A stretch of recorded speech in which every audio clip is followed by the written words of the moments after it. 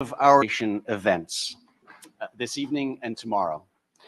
We hope that you'll join us tomorrow as well for a rich discussion about imperialism and the rule of law surrounding Keely McBride's new book. Keely is with us tonight as well. Her new book, Mr. Mother Country, the reference, of course, being to James Stephen and his descendants, and the Macaulay family, or a dynasty, all administrators in the British colonies, just published at Oxford University Press. So we'll be doing that tomorrow at 2 p.m.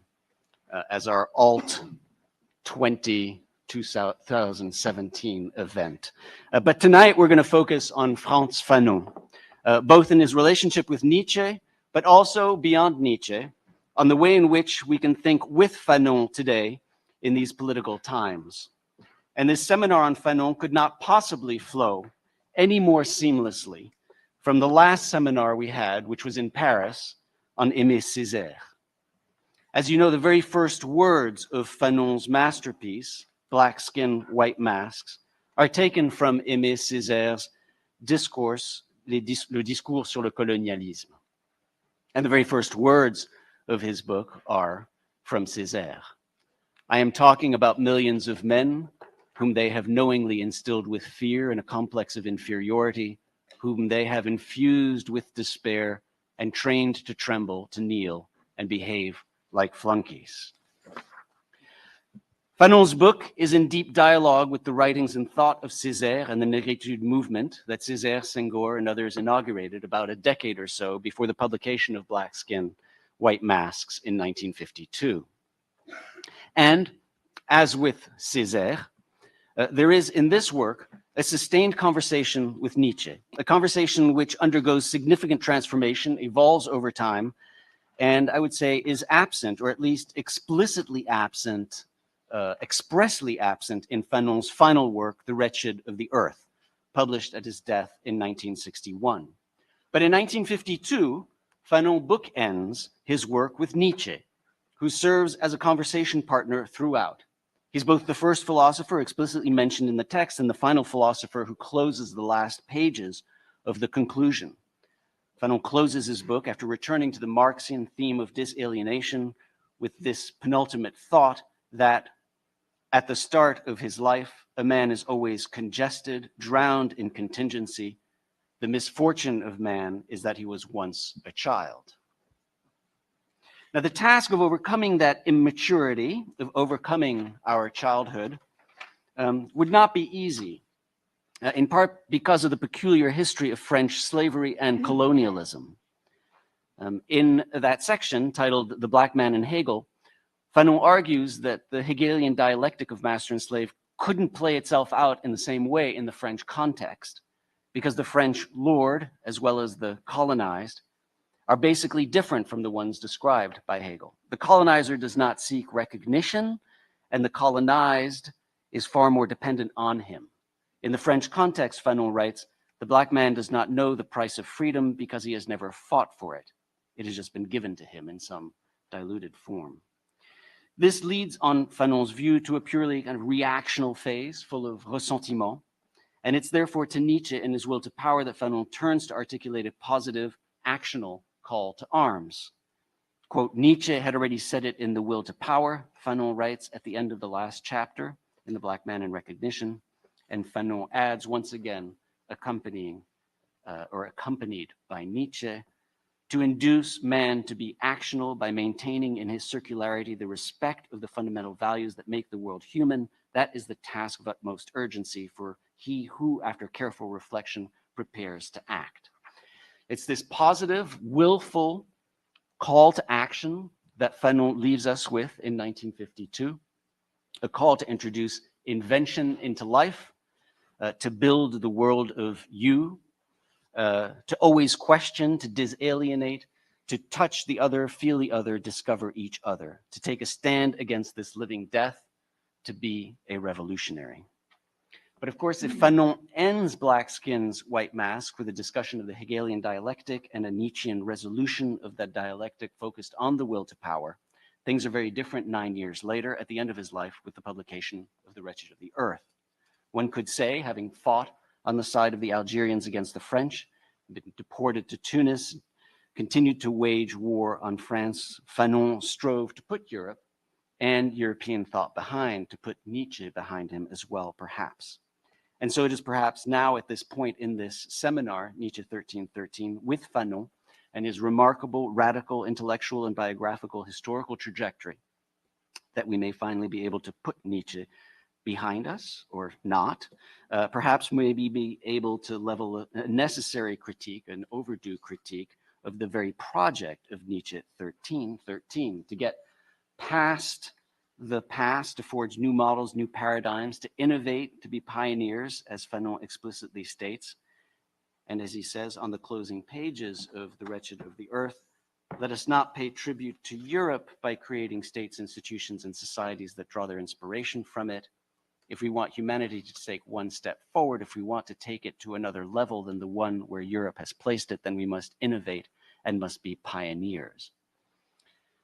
And there is in Fanon simultaneously this perhaps Nietzschean impulse to get beyond the resentment of reactivity, to embrace invention and knowledge as well, while at the same time this idea of leaving behind the 19th century. So those are some of the questions that will guide us from Fanon perhaps to the present. And to discuss this, we are delighted to welcome three brilliant scholars and friends. Emily Apter, who has been a lively participant in this seminar for a year and a half now, joins us from NYU this evening, where she is professor of French and comparative literature. Emily has written extensively on questions of world literature, translation, and untranslatability, has helped spearhead with Stathis and others the Political Concept Project, and has, for me, guided my thinking in extremely illuminating ways about authors like and including Fanon. And she's the author of numerous books, including Against World Literature, On the Politics of Untranslatability, The Translation Zone, Continental Drift, Feminizing the Fetish, and we're just delighted to have her with us. We're also delighted to welcome my dear friend and brilliant colleague, Homi Bhabha. As you will have noticed, Homi Bhabha has just written the new preface to the new translation of The Wretched of the Earth, which does an absolutely remarkable job of recontextualizing and bringing to date Fanon's work.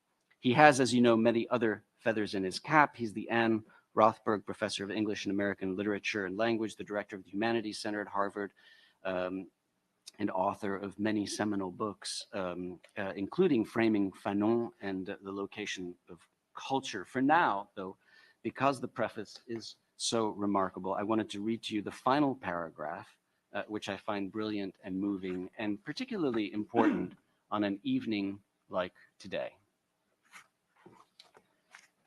Homi Bhabha writes, "Each age has its peculiar opacities and its urgent missions.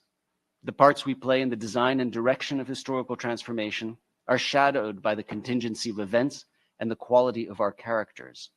Sometimes we break the mold. At others, our will is broken.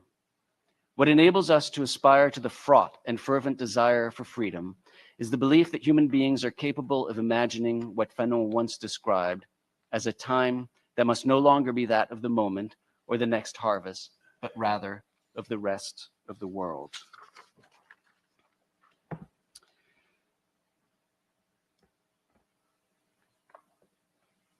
That takes us to Brandon Terry, who is someone who, I think in Homi Bhabha's words, breaks the mold. It's simply marvelous, moving, and thrilling to have Brandon with us this evening in New York City. Not only because Brandon and his partner Shege, just a newborn daughter, Anya, not just because we can surround him so well, all of us here, including his dissertation advisor, Shayla Ben Habib, and mentor, Bob Gooding-Williams, and his other friends, but because I personally have never left an intellectual encounter with Brandon not feeling as if I had grown and learned from him. So I'm thrilled to share Brandon with you all this evening. Of course, he's a professor of African and African-American studies and social studies at Harvard University. He works at the intersection of political theory, history, and African-American studies. And we're all excited to read soon his writings on the tragic vision of the civil rights movement. After Brandon, we'll turn the conversation over to my dearest friend and co-convener, another great thinker who breaks the mold, Jesus Velasco, who will moderate the conversation. I just wanted to add one word to welcome everyone else to this conversation, all our colleagues around the table, and thank them for participating in this remarkable seminar on Nietzsche, for being here. Bob Gooding-Williams from philosophy, Stathis Gurguris from comparative literature, Nadia Urbinati from political theory, Sheila Benhabib also political theory, John Rackman theory and criticism, Neni Panurgia in anthropology, Eduardo Cadava, who joins us from Princeton tonight, and Boyman from the French department, Keely McBride, who's going to be on tomorrow, Linda Myers, who will also be speaking tomorrow, and Josh Simon from political theory, Andrew Diltz, who's at the Institute for Advanced Study this year, George Schulman from New York, etc. It's so wonderful that you're all here for this conversation. We're going to ask our three speakers to limit their interventions to 15, 20 minutes so that we can have a rich conversation, all of us together. Thank you. Emily, you're going to start us off. I'm first. Oh, is that okay? That's okay. I was going to go alphabetically. Yes. Yes. Yes. Okay. Well, let's.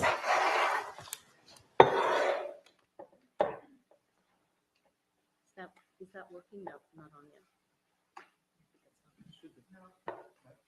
Try that. That's better. Well, thank you so much, Bernard and Jesus, for this invitation, to all of you for coming on what is indeed a grim evening on the eve of things we don't even want to think about. So I'm just going to plunge in, but also I would just like to say it's a particular pleasure to be on this panel with Homi, who I haven't seen in a very long time, and to meet Brandon. So let me get started. In his post for this week's 1313, Bernard hARCOURT exhorts us to forget Nietzsche, using Nietzsche contra Nietzsche as only Nietzsche might commission his own nihilistic self-forgetting, to provincialize Nietzsche in line with Dipesh Chakrabarty's injunction to provincialize Europe, and to think the times, the strange tragedy of our raced actuality, the violent untimeliness of the dawn of a new confederacy, shored up by openly racist policy, with and through the medium of a singularly Fanonian theory and practice of ressentiment, flushed with Fanon's ambivalent self-critical dialectics of blackness, or négritude. This last point comes to the fore in the chapter of Black Skin, White Masks on the Negro and psychopathology, where Fanon approvingly cites Gabriel Daboussier's denunciation of Sartre's existentialization of generic Black suffering, which Daboussier calls out as, quote, the dangerous mystificatory aspect of theories of negritude. The objection is valid, writes Fanon. It applies to me as well. Against all the arguments I've just cited, I come back to one. Wherever he goes, the Negro remains a Negro. Où qu'il aille, un nègre demeure un nègre. So how to overcome the impasse of the Black man's overdetermination as non-being, the condition of his occluded sovereign ego and foreclosed access to universal humanity. In Fanon's clinical foray into the philosophy of a new subject, there was recourse to Nietzsche from the start. The Zarathustrian man of affirmation, poetically captioned as a, quote, yes that vibrates to cosmic harmonies, occupies a universe that must become a universe of the Black man too, even at the price of cauterizing the historic Black subject, cutting him out of himself, severing him from his antinomies and his agonistics. I'm using the he as opposed to the they because this is, of course, Fanon's language, but for no other reason. As scholarship on Fanon's library confirms with reference to passages that Fanon underlined in his copy of Charles Andler's Nietzsche, His Life and Work and Thought, Fanon seized on the necessity of the transvaluation of suffering, infused with Nietzschean terms of normative right, specifically the right to civilization and to life. A temporally situated Fanon inside the Nietzschean cosmic chronotope, beyond the time frame of Euro-philosophy's unconditional priority, yet within the perdurable generic time signature of the so-called evidence of Blackness. This helps frame and brings into focus emergent languages of ethico-political militance and vigilance. These languages have produced marked terms of anti- and decolonial struggle drafted for an early 21st century age of assaults on civil liberties, Black citizens' rights, including but not limited to voting rights, and economies of existence that refuse to reduce racial difference to bare life. Particular attention in my remarks will be devoted to several psychopolitical constructs that could be said to sublate aspects of Nietzschean ressentiment or Fanonian reactivity. The first is Achille Mbembe's post-Schmittian take on the politics of enmity, retournement, and juridical humanity, which reworks through a Fanonian psychiatrized lens the relation between violence and colonial force of law in the context of racist structures of securitization and anti-migration. The second is Mbembe's notion of nano-racism, which stands as a politically nuanced alternative to the institutionally proliferating and highly problematic term microaggression, whose performative effects obviously vary depending on the situation, the illocutionary context and subject position. The third is Alexander Wehele's concept of habeas viscus, a term denoting sociogenic imprints on the hieroglyphics of the flesh, pornotroping as deprivation, and what he calls, critically building on Deleuze and Guattari, racialized assemblages. So a central concern that undergirds this discussion for me is how might we think with Fanon to rethink the micropolitics of racist psychopolitics, especially at the historical juncture of militarized policing and the rhetoric of what I'm calling a new confederacy. Achille Mbembe builds his book Politique de l'inimitié, the politics of enmity, around the problem of Schmittian enmity-amity, in which inimitié is calqued onto amitié, friendship.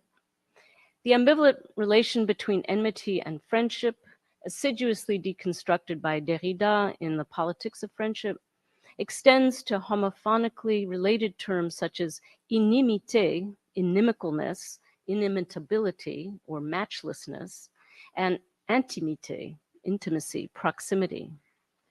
Now, the spine of Mbembe's book lists the title erroneously as Politique d'inimité, which translates roughly as inimical politics or incomparable politics, and prompts the suggestion that maybe this slip is not entirely wrong. He may, in fact, be addressing what is inimical to politics, its peerless capacity to mask hostilities as acts of friendship and goodwill, its ability as a medium to foment and circulate hostilities of every stripe and scale. Inimitié, which gained traction in the 18th century as a synonym of enmity implying targeted charge at a person or collectivity, is akin to ressentiment, particularly its French ascription as an untranslatable in languages other than French. So in other words, it's always appearing as ressentiment across languages in a kind of remarkable way. Both terms are premised on an objet a causative object desire, exterior to the subject, that entrains loving the enemy, desiring the enemy as oneself. For Nietzsche, this neighbor-loving is the trap of the noble Christian man against whom the man of ressentiment, whose soul squints, must gird himself. Enemy desire must be used against itself, resisted through a politics of concentrated hate that leaves its trace, as Mbembe sees it, in apartheid, fantasies of extermination, hate speech, logics of suspicion, conspiracy theories, anxiogenic formulas of the war on terror, and a host of other symptoms of paranoid democracy and racist ethno-nationalism. Under such conditions, to be, as it were, deprived of enemy becomes the worst punishment, tantamount to removing pretexts for negative disinhibition. The hallmarks of ressentiment associated by Nietzsche with slave morality, envy, insecurity, frustration, defensiveness, guilt, weakness, kind of nastiness or nursing of petty grudges. These are recouped in a way as permits for the maintenance of a politics of inimitié. If hostility must be preserved at all costs, ressentiment functions as a prophylactic that wards off the privative consequences of comedy, peace, compassion, and care. And by means of this inverse logic of reasoning, or this inverse reasoning rather, a logic of defensive instrumentality enshrined in the obsession with securitization is privileged as the overriding principle governing juridical humanity. Its manifest symptoms include the unilateral justification of deportation, collateral damage, world policing, and mass incarceration, but obviously not limited to those. And yet, ressentiment inscribes the possibility of backlash, reverb, and recursivity in its very prefix. The of re-feeling redounds to the affective subject, with self-transformation and self-destruction equally possible in the becoming. Ressentiment, in its Nietzschean associations, resonates with return, the eternal return, retournement, as in a life-changing transformative experience, or being turned like a spy, or Deleuzean anti-dialectics, the will to power as infinite devenir. It also echoes with recurrence, whether it's in structural violence, cyclical repetition, colonial mimicry, or autoimmunity. Or Membe's planetary à rebours, identified with necropolitical inversions of human value or eco-political regress. And finally, it echoes with reversal, Christian love, renversement, as in Deleuzean critical reversal, the differential element from which the derivating value of values issues forth. All these effects are registered in Membe's enmity politics, even if he does not explicitly name ressentiment as the catalyst. They inform his descriptions of pathogenic modes of reactivity and structures of regression. And these structures lead back to Fanon, who, in Black Skin, White Masks, is concerned with working through the devastating effects of ressentiment on the Black psyche. He devoted many pages to dissecting the Black subject's pathological sensitivity and what he dubbed affective erethism, the desire for vengeance and her morbid will-sapping fixation on past injuries, or the painful realities of Black-on-Black ressentiment, which he names as such, using that term, as when Guadeloupean Blacks become the object of ressentiment on the part of Martinican Blacks for trying to pass as Martiniquais, or the hatred of Senegalese soldiers by Antilleans. Such infra-racisms were and remain easily marshaled as psychopolitical technologies through which societies of control divide communities of color. The concern to counter the self-defeating recursivity of ressentiment brought Fanon to sublatory strategies for breaking the cycle that included going beyond comparison and going beyond the Negro as comparison, where the Negro is the yardstick of non-being against which white humanity is measured and through which the measure of humanity is erased. As Bernard hARCOURT reminds us in his post, he quotes Fanon, the idea, it seems, is to get beyond notions of superiority and inferiority, not to respond that Black culture is in fact superior or equal to European culture, but to overcome the comparison itself, to get beyond these moral judgments, not to refute them, not to invert them, to get over them entirely as if they never existed. For Fanon, the stakes of breaking the cycle, or the cercle vicieux, embedded in the dialectics of ressentiment, point to a sublation that might today be associated with woke racial consciousness. In Membe's book, by contrast, there really is no moment of critical awakening or structure of sublation. Ressentiment is baked into modes of being in the political present. It's a persistent feature of enmities that are themselves identified with autodestructive practices of biopolitical annihilation, autophagy, baffled revolutionary telos, the continuous reproduction of sadomasochistic social relations and inferiority-superiority complexes whose contemporary narcotic form is nano-racism.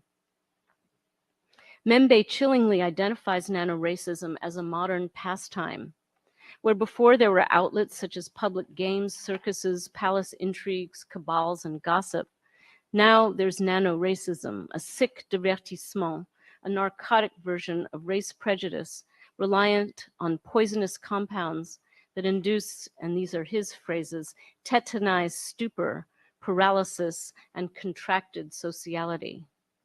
Nano-racism, traceable to Fanon's pharmacy, proliferates in the guise of what he calls minuscule madnesses, distributed through systems of social existence in dosed portions of neurosis, psychosis, and erotic delirium. For Membe, nano-racism, whether identified with the lived experience of people of color or with expressions of white domination, and these are two obviously very different paths, has become a common denomination of planetary enmity. In this picture, politics is a psychopolitics characterized by a reactivity typically ascribed to persons. This approach to the political allows Membe, much like Fanon and Nietzsche before him, to diagnose state violence through the lens of subjectivized history, not personified history, but history comprised of agents in the process of being reactively subjectivated. Where Fanon would locate freedom in a purgative overcoming of perverse cycles of enmity that form the crux of colonialism as such, Membe will chart the dynamics of injury and hate within persistent social microcosms and global networks of nano-racism, mapped as countless discharges of negative affect within force fields of brute sensualism and capitalist lubricity. Interestingly, one important characteristic of nano-racism is its indifference to scale. The smallest gestures can trigger great trauma, thus placing quotidian blessure on the same plane as world historical catastrophe. Microaggression and genocide, though not proportionally equivalent or similar in kind, become at times structurally interchangeable within an omnibus system of distress disorders that perforce introduce a certain ethical relativism. This relativism makes it impossible to rationalize trauma within ethically coherent systems of retribution and redress. It presupposes and posits an extrajuridical subject of injury that is stranded, irrecuperable even by nosological standards. Nano-racism thus renders virtually impossible the conversion of focused, soul-destroying, pathogenic rage and suffering into self-determination. It arguably impedes, to borrow Joseph Lawless's terms of the Deleuzian Nietzschean paradigm, the shift from the active-reactive to the affirmative negative mode, whereby negation proves foundational to an emancipatory becoming. Rather than tarry with the negative, with Nietzsche, Membe returns us to a Hobbesian state of nature in which the most one can hope for is a return to the unfinished Fanonian project of politico-existential psychiatry forged in the crucible of militant anti-colonialism. For Membe, then, I would argue the poisoned chalice of the Fanonian pharmacon contains a pessimistic politics of inimities specific to the contemporary global condition, which is to say, characterized by intractable iniquities and inequities at levels both great and small, and jumbled in scale. As nano-racisms proliferate and gather momentum, they prepare the ground for a new confederacy built up from the defensive and ultimately self-defeating political calculation that took hold in the Obama administration, when it was presumed that any ownership of the, quote, Black agenda would, as Eric Holder put it recently, produce a reaction in the larger community that would have prevented the things you wanted to do. The result, by the end of Obama's second term, was what I would call a preemptive reactivity to reactivity that shut down the potentia of Black calls for racial equality and left unimpeded the political ascendancy of white nationalism. I'm going to stop there because I know we have other papers coming. And so if we want to return to Wahele, I'm happy to do that. But I think that's a good point to stop.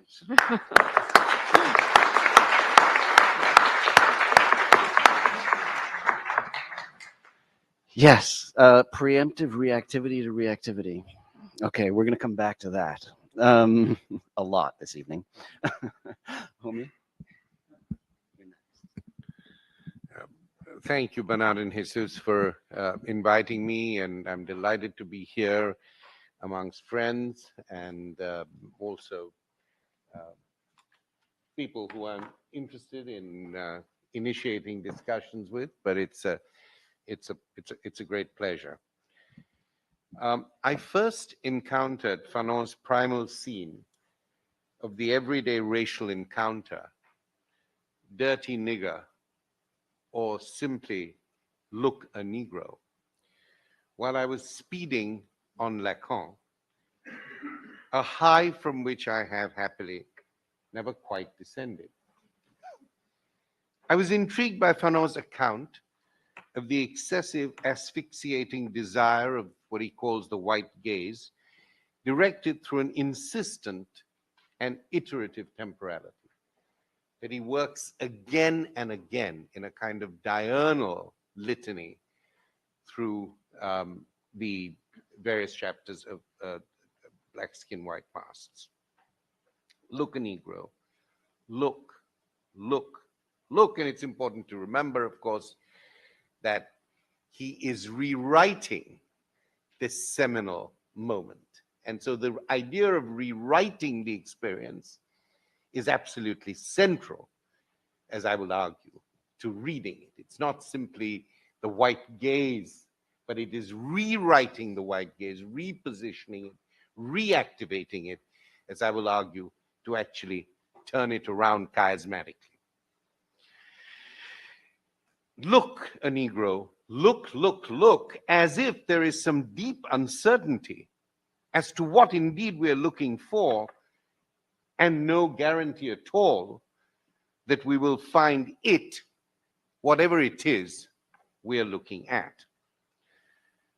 The Black person is fixed, Fanon recalls, as you fix a preparation with a die, backwardness, fetishism, racial stigmas. But in my view, something always stirs and quickens in the rigor mortis.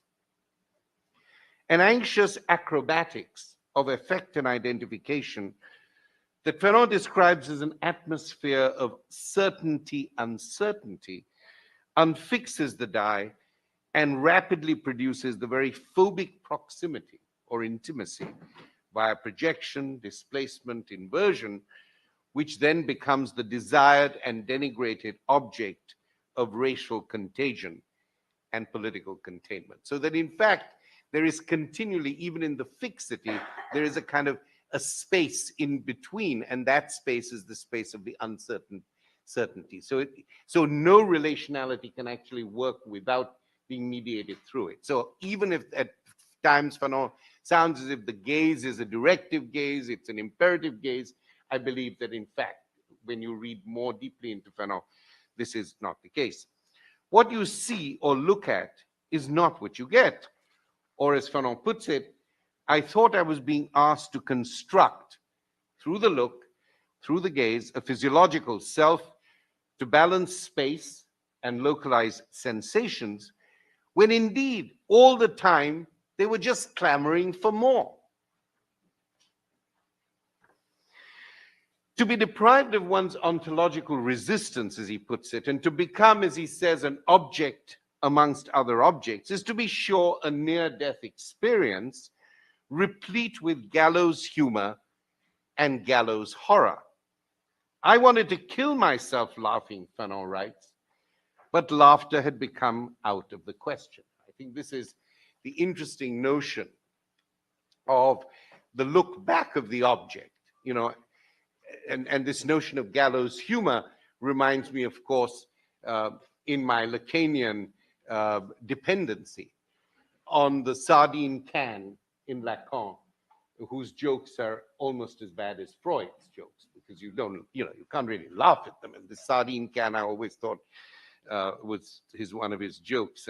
But you have the same kind of idea here, that the notion, and laughter is actually quite important. The horror of laughter, actually. Du Bois, as I recall now, writes a whole essay on laughter as this kind of anxiogenic and also resistant moment. But from within the life-death experience of these dispersions of my person, there arises a temporal injunction, a kind of ethical and aesthetic risk, I will call it, that wagers the wounded vestiges of one's ironic resilience, the leitmotif of much of James Baldwin's work, against the shameful biopower of racial profiling and policing that is so precisely captured in Fanon's phrase, "I am overdetermined from the outside," and so tragically repeated in Ta-Nehisi Coates' litany of dead black lives. Trayvon Martin's hoodie got him killed. Jordan Davis's loud music did the same, etc., etc. So we can begin to see these prosthetics of the body emerging now. The hoodie, and indeed, a lot of the writings of Black Lives Matter is also about these kinds of prosthetic identification, extensions of the body. You have a hood, you play music, you touch somebody's gun, and suddenly you find you're dead. Ethical risk, as I'm calling it, at once political and intellectual, begins for Fanon by rejecting racial science as an idea or ideology that assumes governmental powers in what he describes as, and I quote him, the name of tradition and the long historical past. And in my view, one of the things that Fanon does brilliantly is what Benjamin called the recognition of the now. That's when in all these repetitions, look, it's that notion of things attaining to their legibility at a certain time. There's a whole section around that, but of course I've summarized this in 15 minutes, so there are many issues I haven't been able to touch. But more painfully, risk demands the renunciation of the free figure of the rights of man and citizen. I wanted to be a man and nothing but a man becomes a kind of cynical, ironic statement. In addition, it must risk the authority of the historicity that Jaspers had taught me and question the existential hope held out by Sartre's concept of dialectical progression as it surmounts the moment of negativity. So these are all the things that have to be, in a sense, dealt with. To unfix the die demands, in Fanon's words, that and I quote him, that the fragments have to be put together by another me. And on that very day, this white winter's day, on this train, this autobus, even as the child is saying, look, a Negro, maman, a Negro, Fanon finds another me in an active translation that reverses the present imperative that condemns the Black person as die to an object position, look, into a present continuous of self-reflexivity, a subject position where being is unfixed in racial time and open to the deliberative agency of what I'm calling ethical risk. Fanon speaks from this chiasmatic pivot that reverses the imprisoning imperative present into an interventionist proleptic present without closure. To resist being overdetermined from outside, which I use with the resonance of racial profiling. In fact, I'm reading Fanon this time round. It is so much about racial profiling, as I will say in a moment. When you try to work around the ontological issue, what you're often left with are these signifiers of racial profiling. I think it's the great text for racial profiling. To risk being overdetermined from the outside, the disruption of the time signature is crucial to history's transformation. Fanon writes, if I had to define myself, I would say I am in expectation. I'm investigating my surroundings, this sort of present continuous, the reflective, somewhat subjunctive. I'm interpreting everything on the basis of my findings. I have become a censor, S-E-N-S-O-R. I define myself as absolutely and sustainedly open-minded. That which has been shattered is rebuilt and constructed by the intuitive lianas of my hands. Now, I have some problems with the intuitive and with the lianas too, but I think this is really quite important, that Black Skin's White Mask is being written continually as a reassemblage, reminding me, of course, and in the longer paper, I talk about it in the chapter of this idea in Benjamin again of history as montage, the important nature of montage. History, he says, or Marxist historiography should in fact have a surrealist face. And this is the whole issue that I'm dealing with at the moment in a series of pieces on what I call death life. Fanon derives another time from a negativity, which in his words, does not draw its value from a virtual, substantial absolutity. I've never heard of that, but I'm a great admirer of Richard Philcox, and if he says the word should be absolutity, then I absolutely believe that it should be absolutity. A very substantial absolutity for consciousness committed to experience, he writes, has to know nothing of the essence and determination of its being. And of course, as always, Fanon leaves you on the edge, having uttered these things, and then you have to flounder and somehow make sense. Indeed, it is by working with the negative that Fanon finds a way, working with the negative without essence and determination, that Fanon finds a way out of the long historical past of identitarian essentialism and nationalist determinism, irrespective of race, region, ethnic groups, or power structures. Look a Negro, and all you will see is that the Black experience, as Fanon says, is ambiguous, for there is not one Negro. There are many Black men and women. Look a nation, and you will find only what he calls the national stage, a translational and transitional awareness, as he puts it, that national consciousness, which is not nationalism, is alone capable of giving us an international dimension, because international consciousness is at the heart of national awareness. And as we know, many of the early phases of anti-colonial nationalist movements actually worked that way. That to be national was to be international or cosmopolitan. Certainly in the Indian context, in the Latin American context too, I think it was the case. Fanon's style of thinking and writing operates by creating repeated disjunctions, followed by proximate juxtapositions between the will of the political agent and the desire of the psychoaffective subject.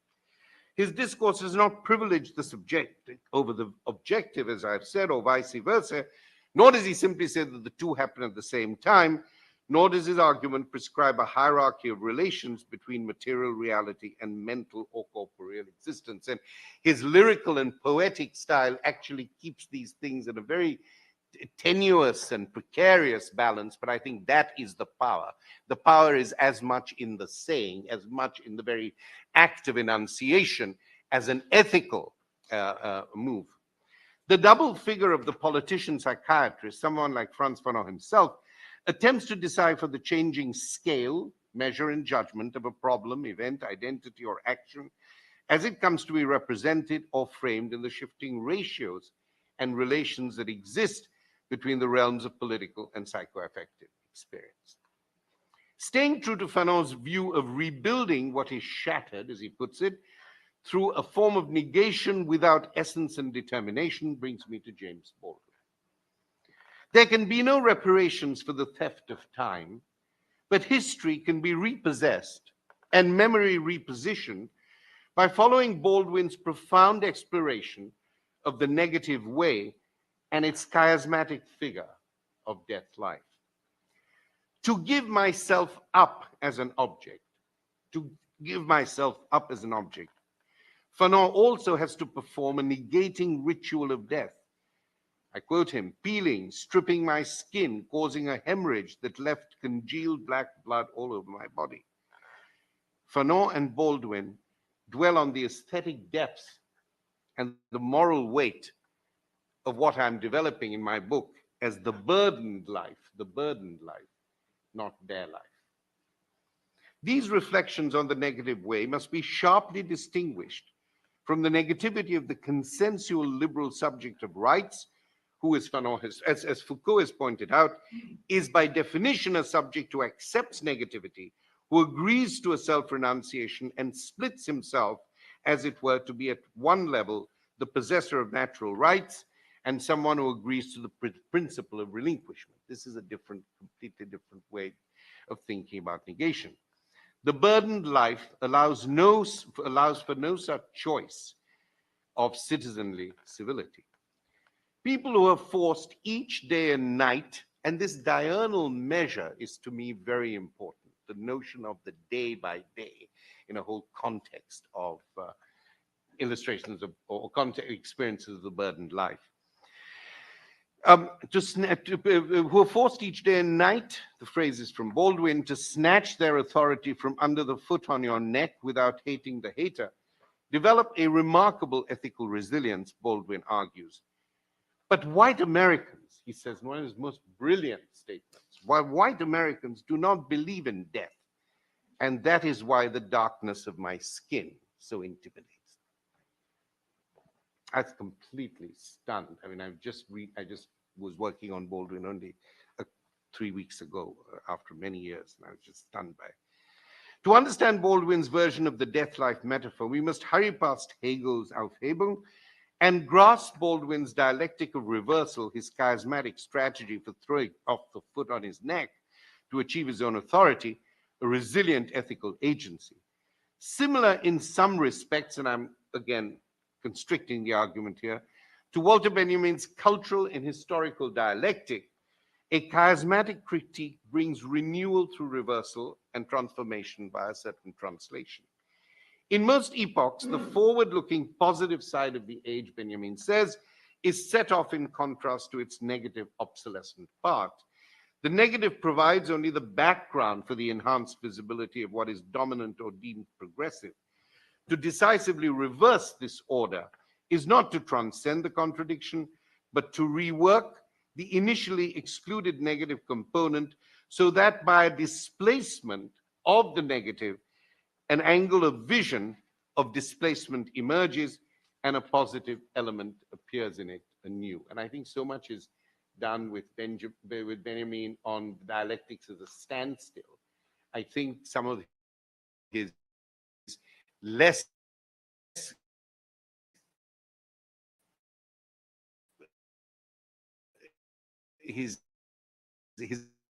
less developed thoughts on what he calls dialectical contrast is actually produce a kind of displacement. In a sense, of course, the dialectics of the stillness is always a movement. It's always a fibrillation. The dialectics of the standstill is a continual fibrillation. It is not a standstill. It's a continual resonation. Baldwin's most provocative reversal of the negative way, displacing our angle of vision, is his largely overlooked belief in the positive value of what he calls earning our death. The root of human trouble, totems, taboos, steeples, mosques, races, armies, nations, lies in the inability to earn our death by confronting the conundrum of life. It is only by earning our death that we are in a position to, I believe, to understand what he means by achieving our country. Richard Rorty, of course, has written about it. In a chiasmatic reversal of the myth of manifest destiny, Baldwin, in a sense, earns his death. I'm one of the first Americans to arrive on these shores, so this country can scarcely be considered a white nation. To earn one's death is not merely to have genocide or slavery officially recognized, nor is it the civic tribute to those who die in the service of the nation, nor can it be, as Baldwin says, the consolidation of people on the basis of their color. We earn our death when we fully realize, I quote Baldwin here, that the price for transformation is social and psychic risk, no matter what.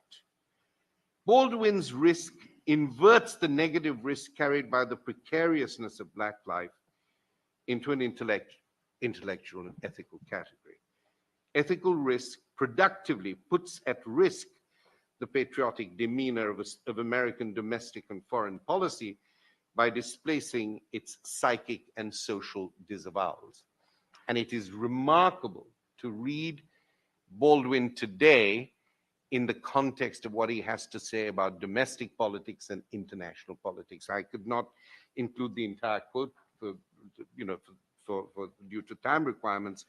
He says, "We take no responsibility for what goes on in our country, and internationally, we are an unmitigated disaster." But the actual quote is longer. A half century after the fire next time, Ta-Nehisi Coates borrows his title from a crucial phrase in Baldwin's text, "Between the World and Me," and takes on the challenge of ethical risk to conceive of what he calls a vulnerable cosmopolitanism. Coates' insight into vulnerability as a worldly diasporic condition begins with his poetic intuition, preceding his political conviction, that there is an ethical lesson to be learned in the acutely contradictory and ambivalent conditions of death life that constitute the risky survival of the discriminated and disempowered. The vulnerability of the void, as Coates names it, echoes Baldwin's void. This void, this despair, this torment, and sets Coates on his negative way. He soon learns the hermeneutic method of living with radical vulnerability and risk that Baldwin prescribes as a way of learning to earn your death. To survive the worst that life can bring, day by day by day by day, look, forces you to look beneath appearances and to hear the meanings, he writes, behind the words. And once you find yourself in possession of other interpretations and alternative realities, and indeed face to face with the anxiety of alterity, you are well on your way to inverting, reversing, and displacing the angle of visibility in order to create what Du Bois once called your tantalizing contradictions at your own risk. Once again, the risk Fanon tasks with Black experience as ambiguity, no essence, no determinisms, comes to the fore in Coates. And out of ambiguity comes the possibility, the potential, the capacity for affiliation. Coates writes, "I saw that we were in our own segregated body politic cosmopolitans. The Black diaspora was not just our own world, but in so many ways the Western world itself. Part of me thinks that your very vulnerability brings you closer to the meaning of life, just as for others, the quest to believe oneself white divides them from it." And if you trace from Fanon through Baldwin, this continual use of between the world and me, between the world and me. In Baldwin, it's a wall. In Fanon, it's a white wall. There's this amazing resonance of almost a soundscape of conceptual work. Baldwin's charismatic legacy to writers who faced the fire this time is the craft of risk and the ability to earn their debts. In her lyric poem, Stop and Frisk, Claudia Rankine uses a charismatic technique to reverse what she calls the American position of the Black body thrown against a sharp white background by turning our attention to the Black man as an invisible body caught in the blind glare of police headlights. Get on the ground. You are not the guy and you still fit the description, because there is only one guy who is always the guy fitting the description. Get on the ground now. The upright standing of all American citizens is at stake as Rankine displaces our angle of vision in the Benjaminian sense to rest on the prone body of the racially profiled. What emerges anew from working with the excluded negative component in the chiasmatic mode I propose is visible in the way in which Toni Morrison's beloved earns her death in order to reclaim her historical and fictional life, or Anna Devere Smith reworks the twilight zone between institutional injustice and individual despair to emerge with a new art of care and grace, or Rankine tirelessly labors with the body of silence and suffering to answer Baldwin's call to lay bare the questions hidden by the answers. And she does. A pulse in the neck, the stiffness of the hands, an unconscious blink, words encoding the bodies they cover. And despite everything, the body remains. Rankine's phrase, "the body remains," stayed with me when I read Coates's Between the World and Me. The protagonist of the narrative is neither the subjectivity of personhood nor the identity of the citizen, but repeatedly and relentlessly the body. In a similar vein, it could be said that the authorial persona of Frantz Fanon's oeuvre is the psychoaffective body, which is, in his phrase, the growing focal point where citizen and individual develop and grow. The body is a writing instrument, an agent of inscription as intervention, caught in the restless agony between violence and security, surveillance and protection. Diasporic worldliness emerges when subjects and citizens awake to the reality that the mirror image of American exceptionalism is in truth the double face of American exclusionism and expansionism.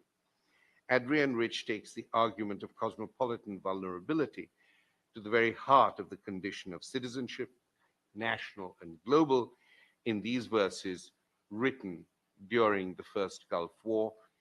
And in so doing, she finds, if you follow me, her own chiasmatic poetic persona, what she calls the internal emigrant. A citizen trying to wake from the burnt out dream of innocence, to remember that blessing and cursing are born as twins and separated at birth, to meet again in mourning, that the internal immigrant is the most homesick of all women and of all men, that every flag that flies today is a cry of pain. Where are we moored? What are the bindings? What behooves us? Having strayed from Fanon to Baldwin, Coates, Rankine, and Rich, I hope I've kept alive the memory of his work by keeping faith with the anxiety and the chiasma of the negative way, to rebuild what is shattered without the essence and determination of its being. And indeed, I said earlier that and this is part of the longer reflection, that it is only by taking the enunciative moment of risk and vulnerability that these writers can really understand the question of safety, not the issue of security. And if you read even a writer who I greatly admire, Jeremy Waldron, whose work on security I think is extraordinarily interesting.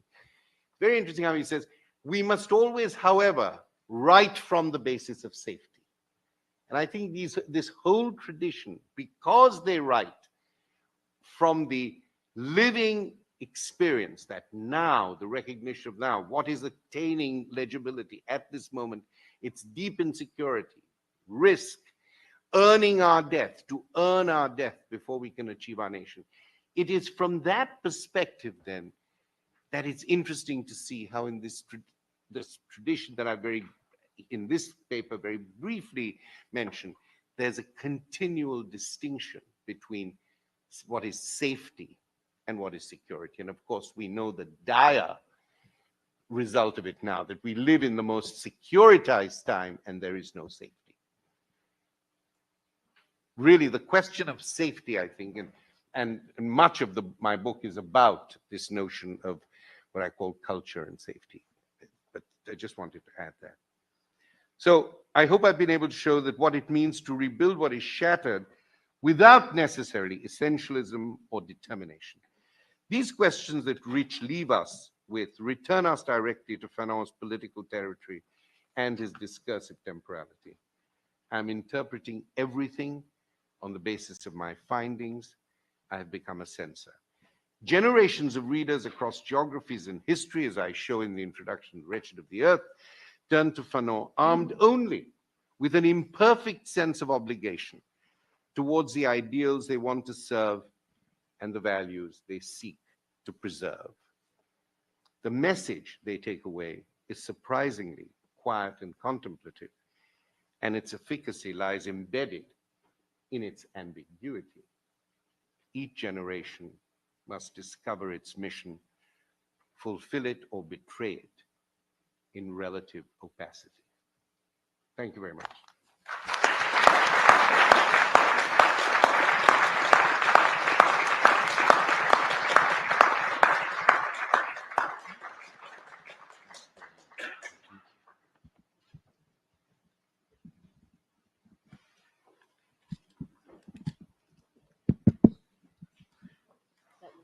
Yep. So firstly, I'd like to thank my dear friend, Bernard hARCOURT, for inviting me down to participate. I've already learned an extraordinary amount, and the conversation seems like it's going to be fascinating. And it's just always a pleasure to be here with you. I also want to thank Jesus for helping to organize this and for moderating the discussion, and Anna for organizing the travel. I don't know if she's in here, but thank you so much. Thank you very, very much. I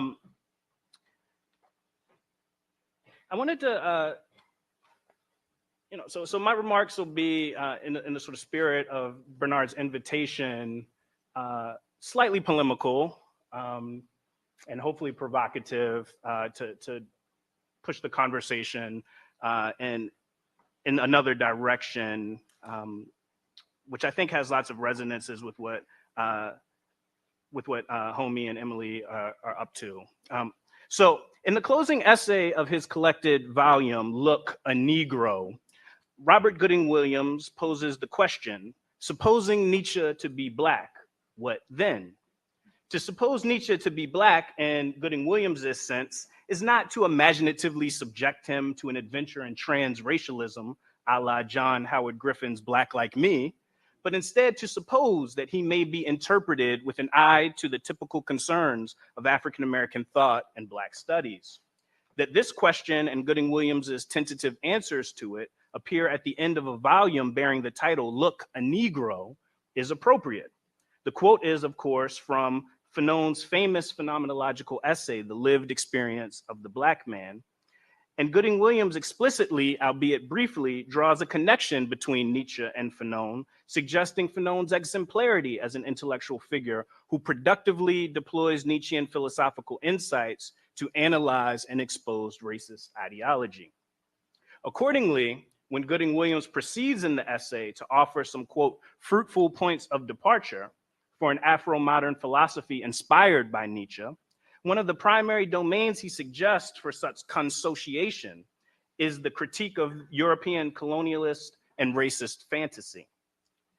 These continue to be where Fanon's import and his Nietzschean resonances loom most largely in the academy.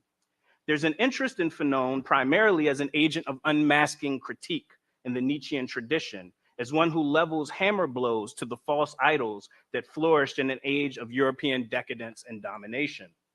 In Fanon's hands, the ontological certainties that once seemed to mark clearly the domain of violence and pick out its enactments with ethical and epistemic clarity seem instead to falter under the weight of history and hypocrisy. Violence no longer appears commensurate with physical force, but with the imposition of language, the arbitrariness of administrative rule, and cultural stigma.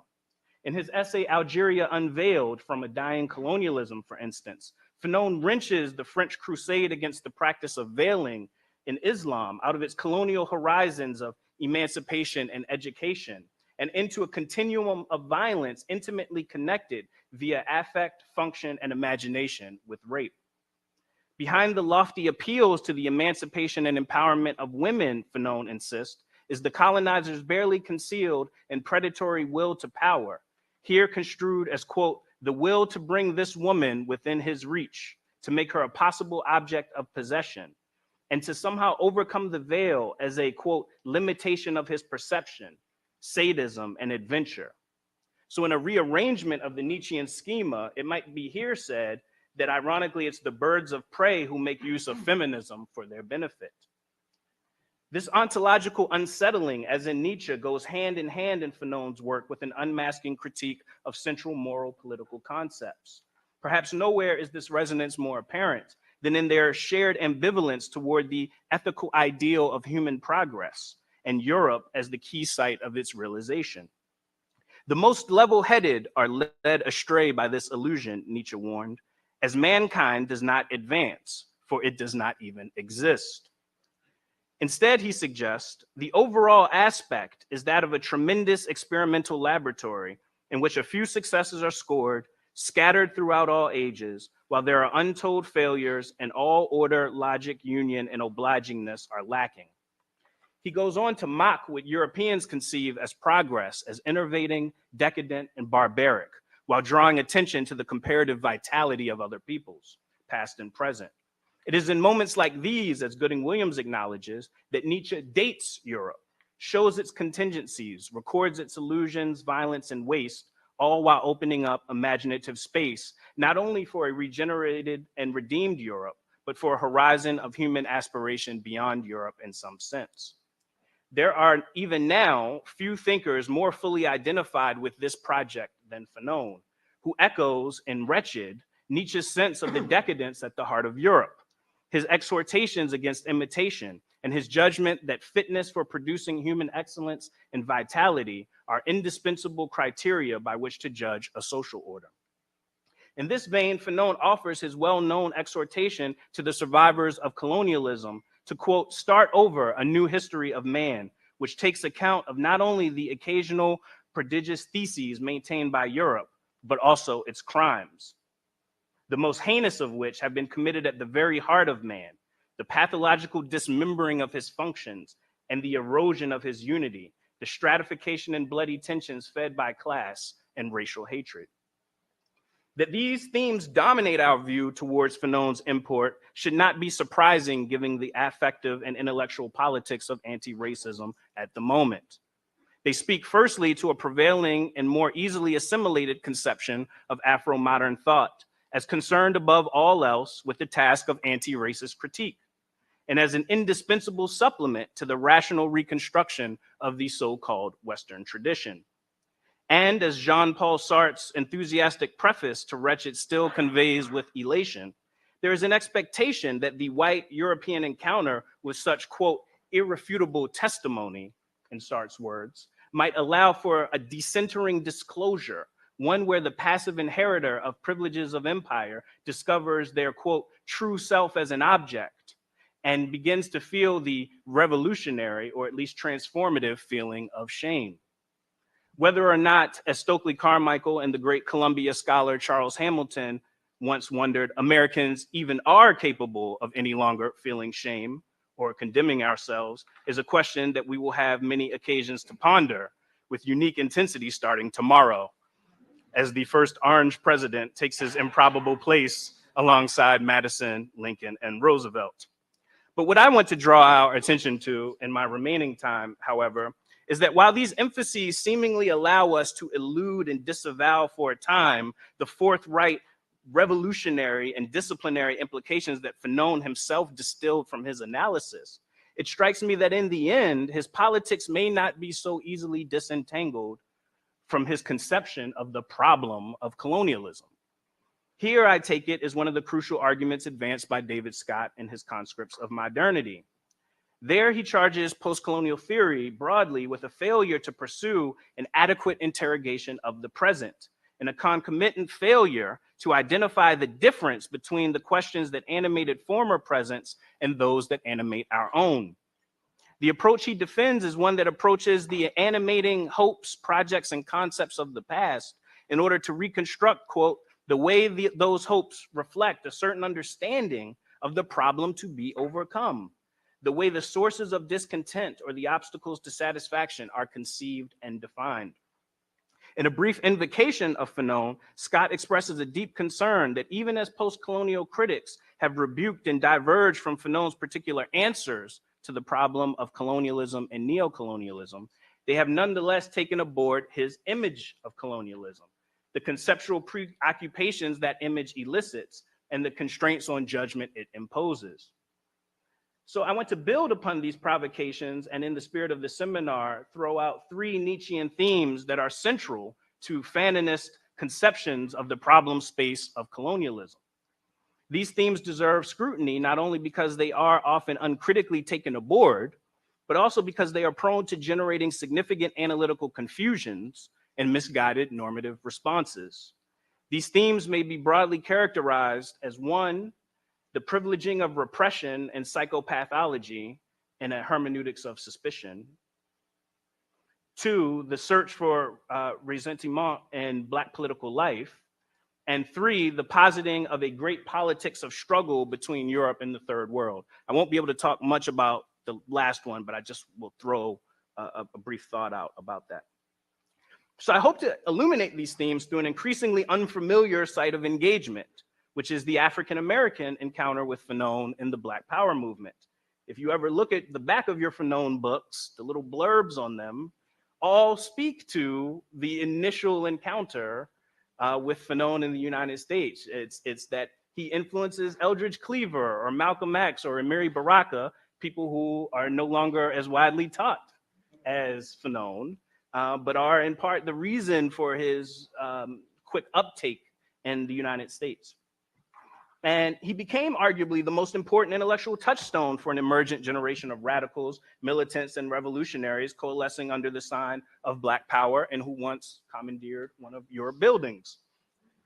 Prominent African-American intellectuals and activists turned exuberantly to Fanon, adapting his picture of colonialism to Afro-American conditions, theorizing the idea of an internal colony as a way of describing the Afro-American condition. They appropriated his emphasis on sex and psychopathology in the theorization of racial domination, and they wrestled with his judgments on revolution, third world solidarity, and nationalist politics. The controversial writer and Minister of Information for the Black Panther Party, Eldridge Cleaver, referred to Wretched as the Black Bible, and figures from Stokely Carmichael to the social psychologist Kenneth Clark to even Martin Luther King found themselves invoking and arguing with Fanon in print. A return to the Black Power moment is a bit of a gambit, to be sure. Fanon explicitly resisted some characterizations of anti-colonial and Afro-American freedom struggles as equivalent, and having died in 1961, did not have the personal engagement with Black Power militants that he did with Algerian revolutionaries, Pan-African militants, and Negritude intellectuals.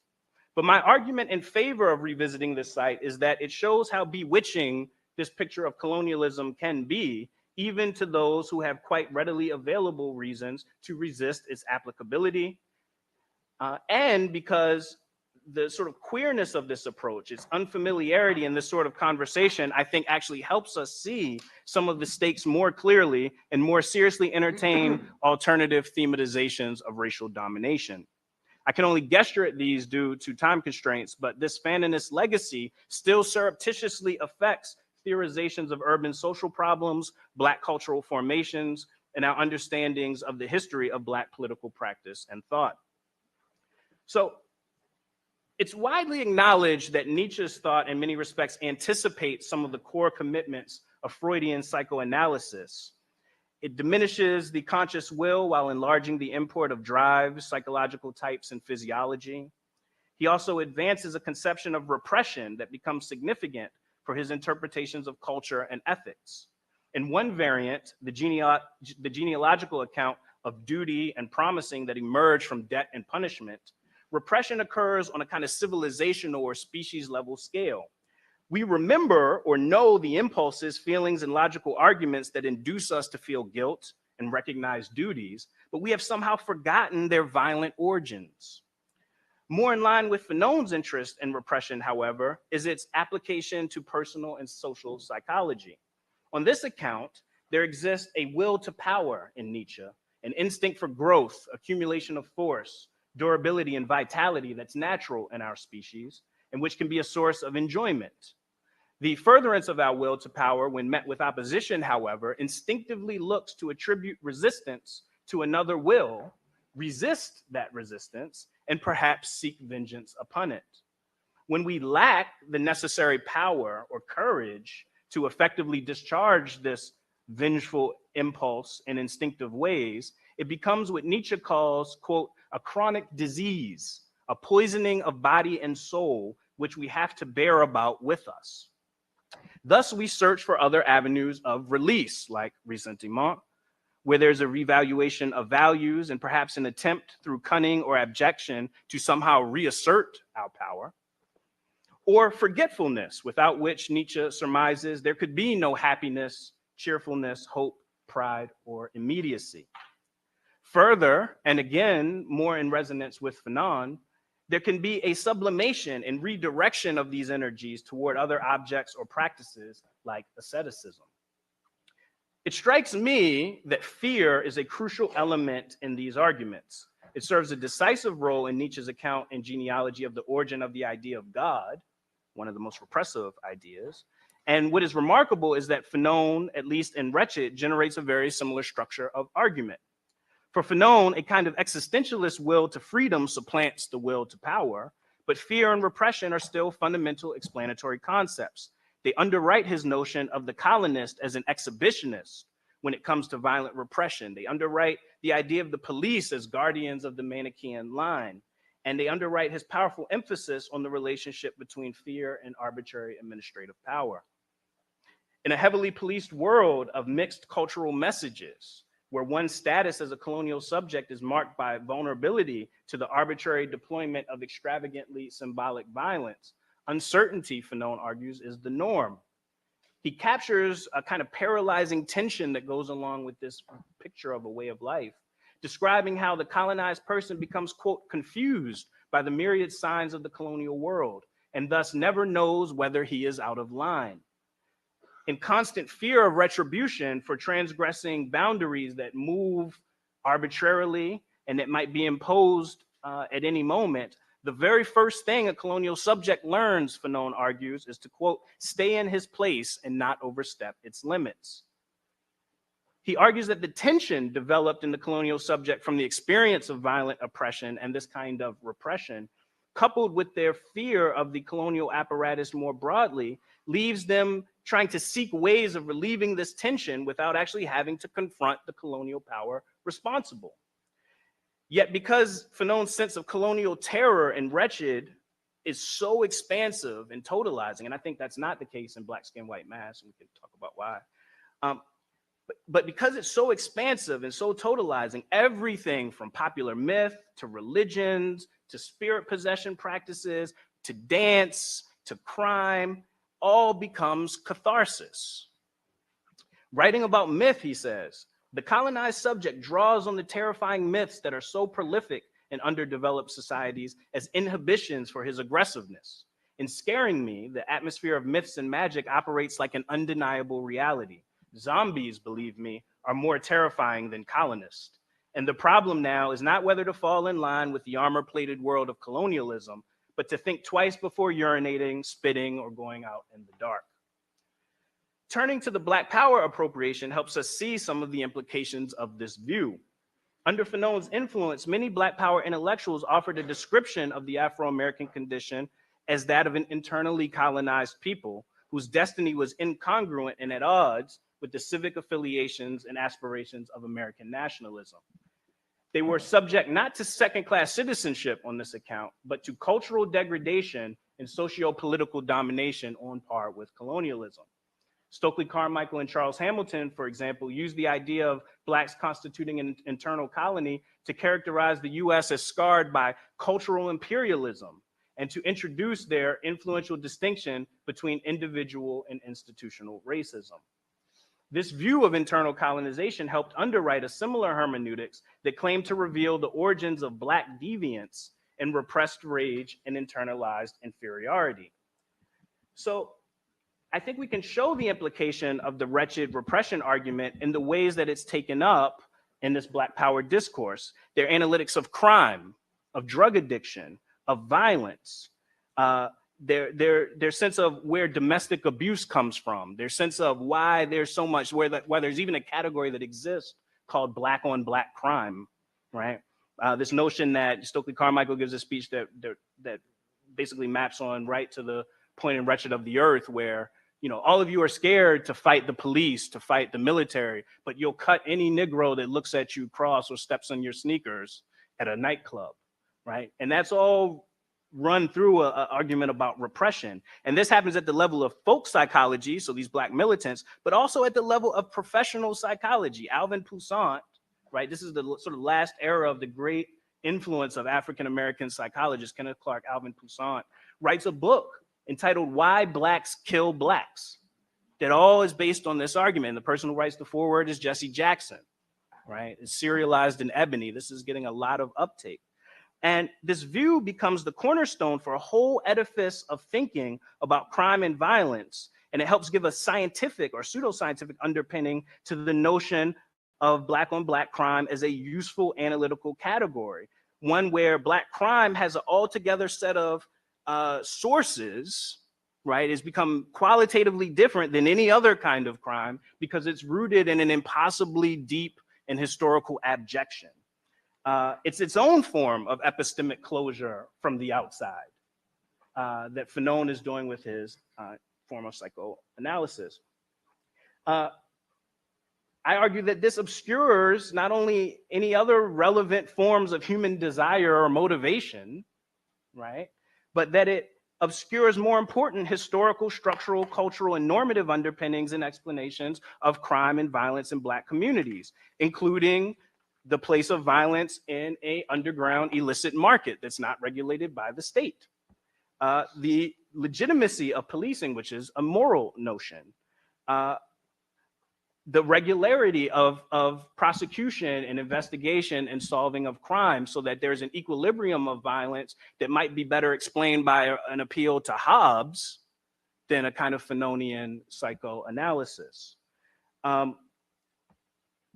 then a kind of micro-sociology about urban street gangs that sort of explicate the demands of solidarity in high danger environments, right? So I think all of these become much more powerful explanatory tools than this kind of depth psychology of repression and resentment sublimated into all forms of Black cultural artifacts. And then I think it's bad anthropology. It's caused, I think, 20 years of bad hip hop scholarship also. So, and so I think, you know, so Fanon's account, you know, it's this kind of backdrop that renders Fanon's account of the therapeutic and conversion-like elements of revolutionary violence plausible. And once revolution is off the table as a horizon of aspiration, and I think that's what happens very quickly in the African-American case, we see that this can get taken up really, really quickly to an essentially conservative project of soulcraft and discipline, right? Either enacted by paramilitary cult-like martial groups like the Nation of Islam, or by a state who rightly assumes, given the accounts of racism that are produced here, that they will never uproot the abjection of Blacks. And so because their deviance is so deeply rooted, the only response is to continue to do a form of military suppression. And to see things like loud music, aggressive dancing as signifiers of this inchoate rage that's waiting to burst at every opportunity. I will just wrap up really quickly to just gesture toward the other two, since I don't have much time. But then this notion of fear-based repression actually also rears its head in a kind of resentment-based critique of African-American politics and Black politics more broadly. It shows up in Fanon's disputes with other traditions in Afro-modern politics. Negritude is a kind of flight from reality, right? It's a fear of the will to knowledge. Nonviolence becomes a kind of fear, a bourgeois fear, an attachment to material possessions. And all of these critiques to me just simply beg a question, which is how do we know that we're not afraid and that our resistance would therefore be authentic in this kind of Fanonian sense? How would we know? It seems that it involves some kind of methodological naturalism on Fanon's account. It seems to involve, at least if you take the dialectical argument seriously, some form of mimetic action, right? The rioter takes the possession of the dominant group and therefore imagines himself in the position of the privileged, the owners of society. But I think at bottom, what it really entails is not violence in the narrow formulation that we tend to put on to Fanon, but a kind of risking of life and a recognition of the inevitability of violence broadly construed. And so I'll end with just pointing out a move that I think we don't do enough with Fanon, which is that we see in his analytics of white supremacy and colonialism a very expansive notion of violence. Everything is violence. Language is violence, art is violence, advertising is violence, there's epistemic violence. But then when we talk about his political prescriptions, we think, well, violence just means guns.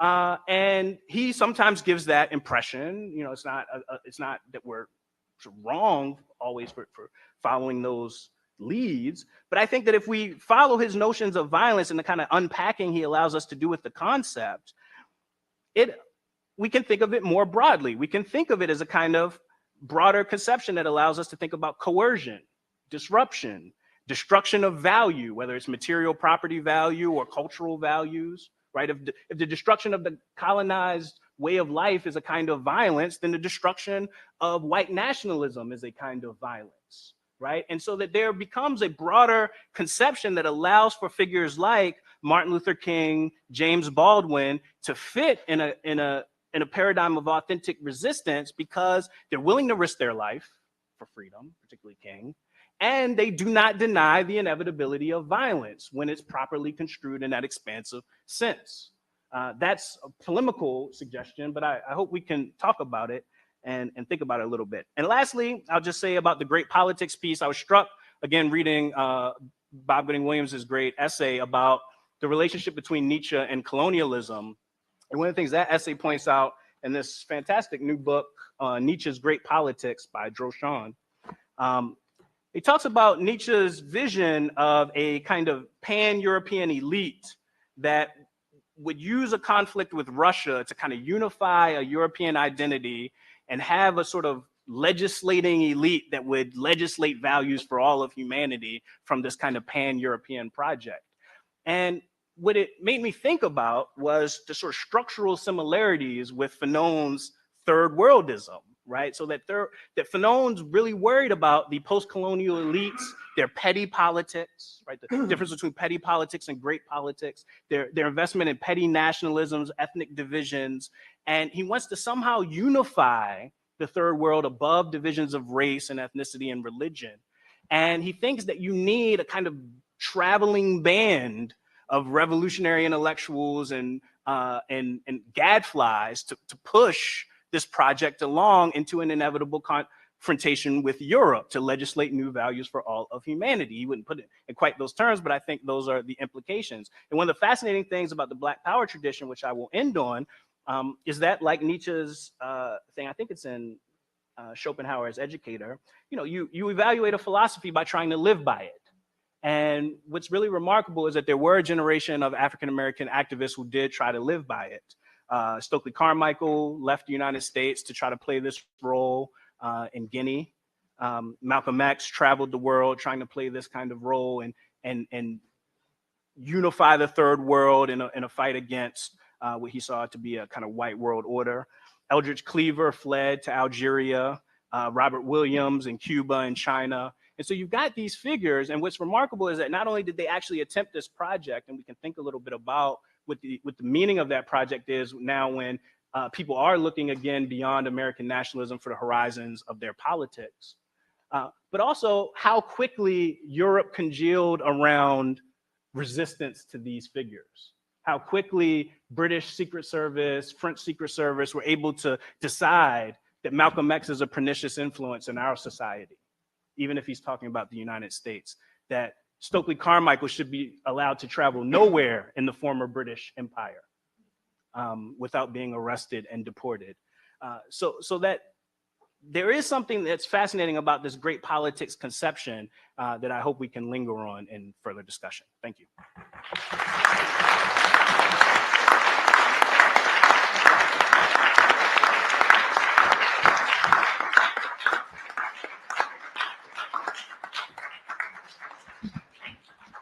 Well, thank you very much to you. I am not going to break the spell. Don't leave.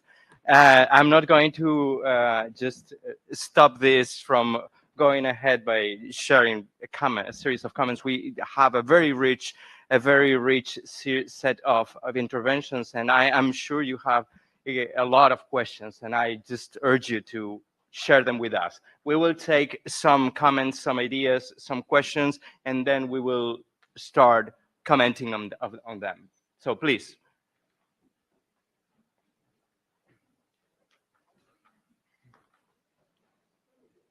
Yes. Oh. Bob. So I have a question. I want to bring about the discussion and conversation with Brandon so you focus primarily on Richard and David's copy background. And I think the argument is to that Richard is Richard according to Richard. Robert, could you talk a little louder? Yeah, let's pass the mics around here a little bit. Am I audible now? The picture you get in Wretched is a picture according to which the colonial subject is totally determined by colonialism. And so you require total revolution to undo that. And then the move that you want to make at the end is, well,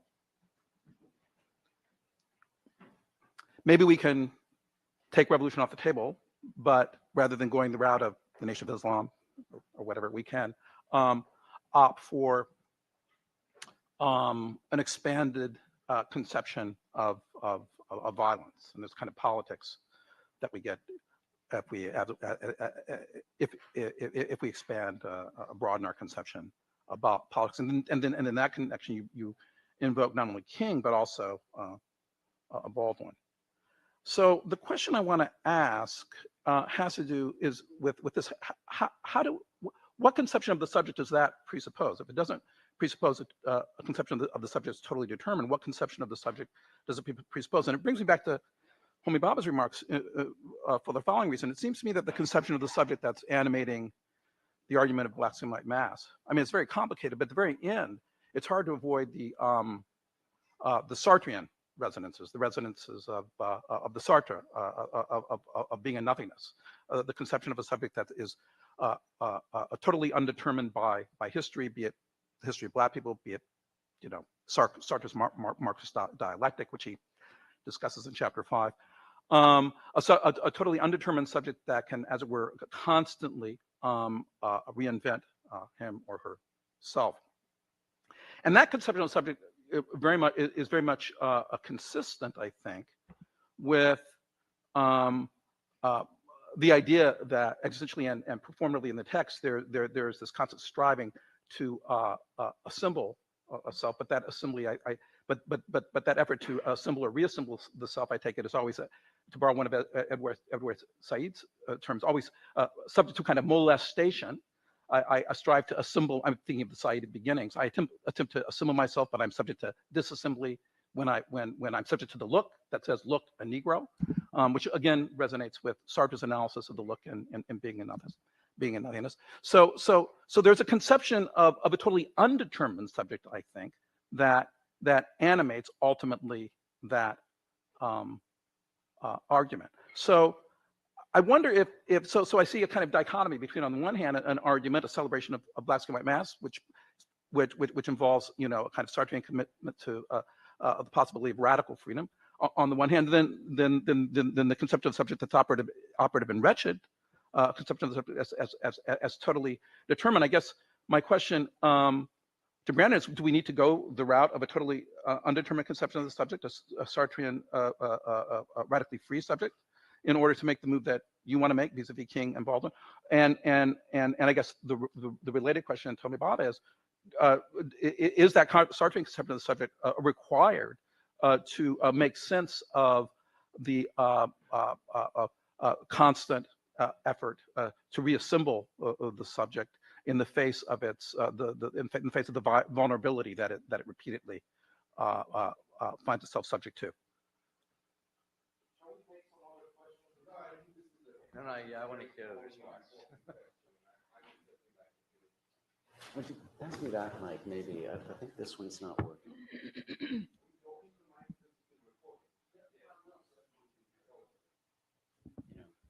Oh, Yeah. so that's, I like the flip of the coin. Now, I've been accused of hijacking Fanon. So, and and hijacking a number of other people for my purposes. So I hijack, that's my mode of critical engagement. I'm a hijacker. So it seems to me that can I just say one thing? My view of Fanon's psychoaffectivity is not that it is based on some general theory of repression. I feel, and I've always argued, that it's much more, there is, of course, an element of that, because how could there not be an interiorization, an affective play? Of course there is. But I think that Fanon really, to the extent to which you want to talk about the notion of repression, or it really works with disavowal. Disavowal? Disavowal. That's where it is. And I think that's why there is this kind of link between material, certain forms of material and historical reality creating a psychic effect, and the psychic effect rating. And you can see this, all the time. There's this kind of double passage, if you like, and I think that that's why, with some legitimacy, you can read it. In my introduction, I try and show the way in which the psychoaffective has actual implications for the politics of citizenship. And when he says that it's the glowing point between the individual psyche, if you like, or symbolic, and citizenship, I think that is exactly what he is attempting to do. Now, of course, with Fanon, like in a way with Benjamin, or even Wittgenstein in a way, in a very different way, it can be construed. There is always the duck-rabbit problem. That's why I use this notion of the displacement of the angle of vision, in this charismatic way. So there is that in Fanon.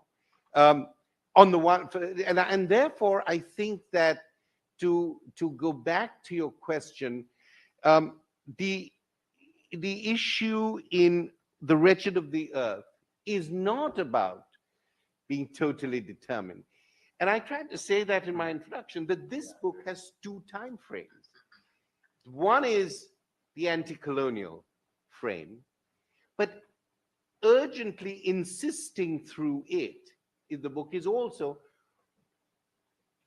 it's written, of course, in 1961, but as he says, that we will never know what our freedom is, not because freedom is a kind of eternal Sartrean chase, but because we are emerging in this world when we're asked to make a univocal choice.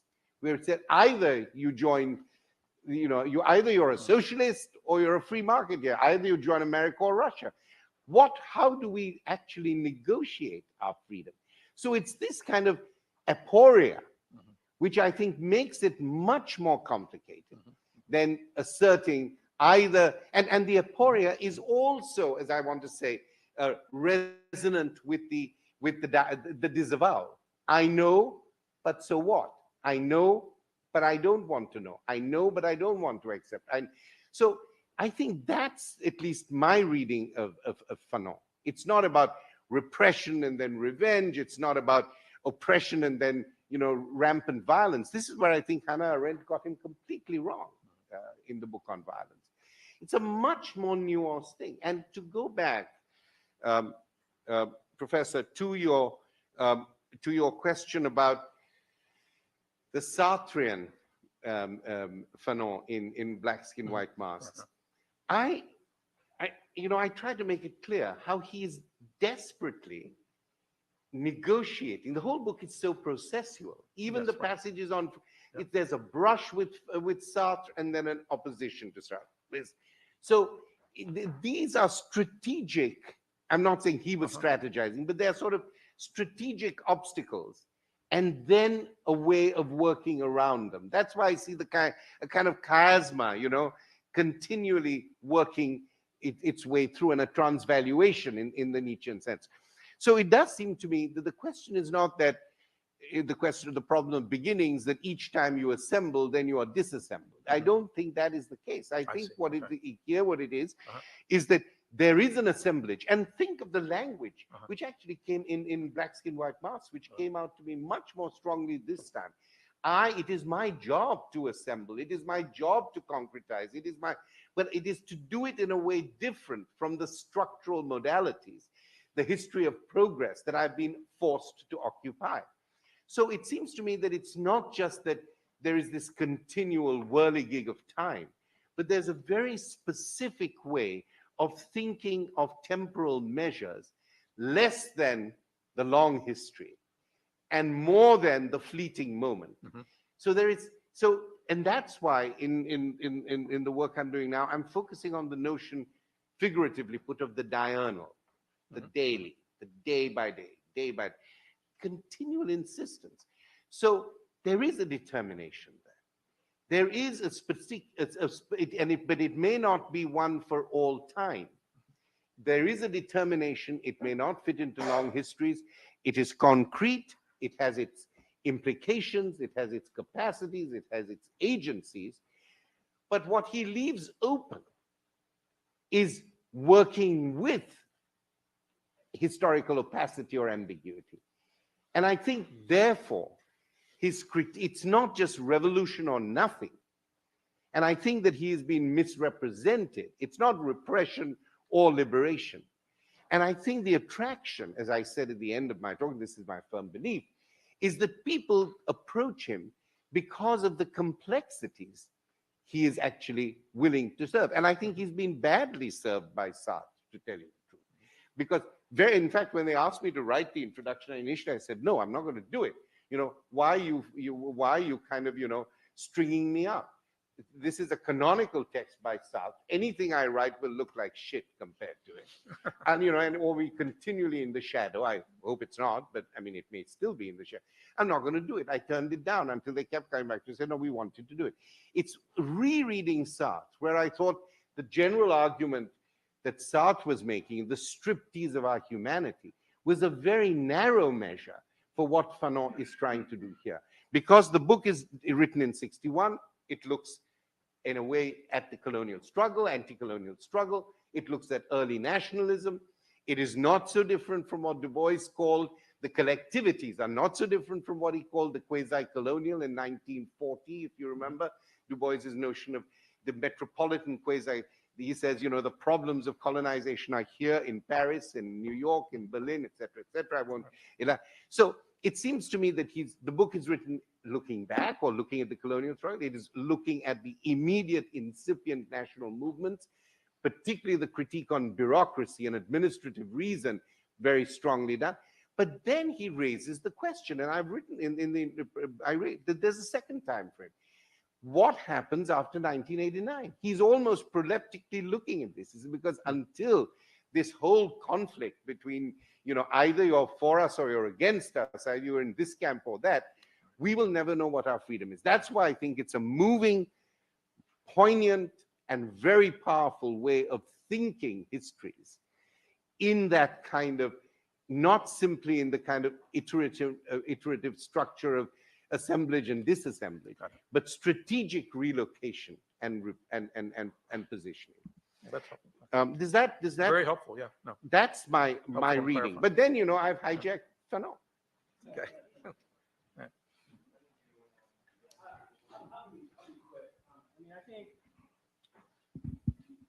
I mean, for me, the sort of the key thing that I was thinking about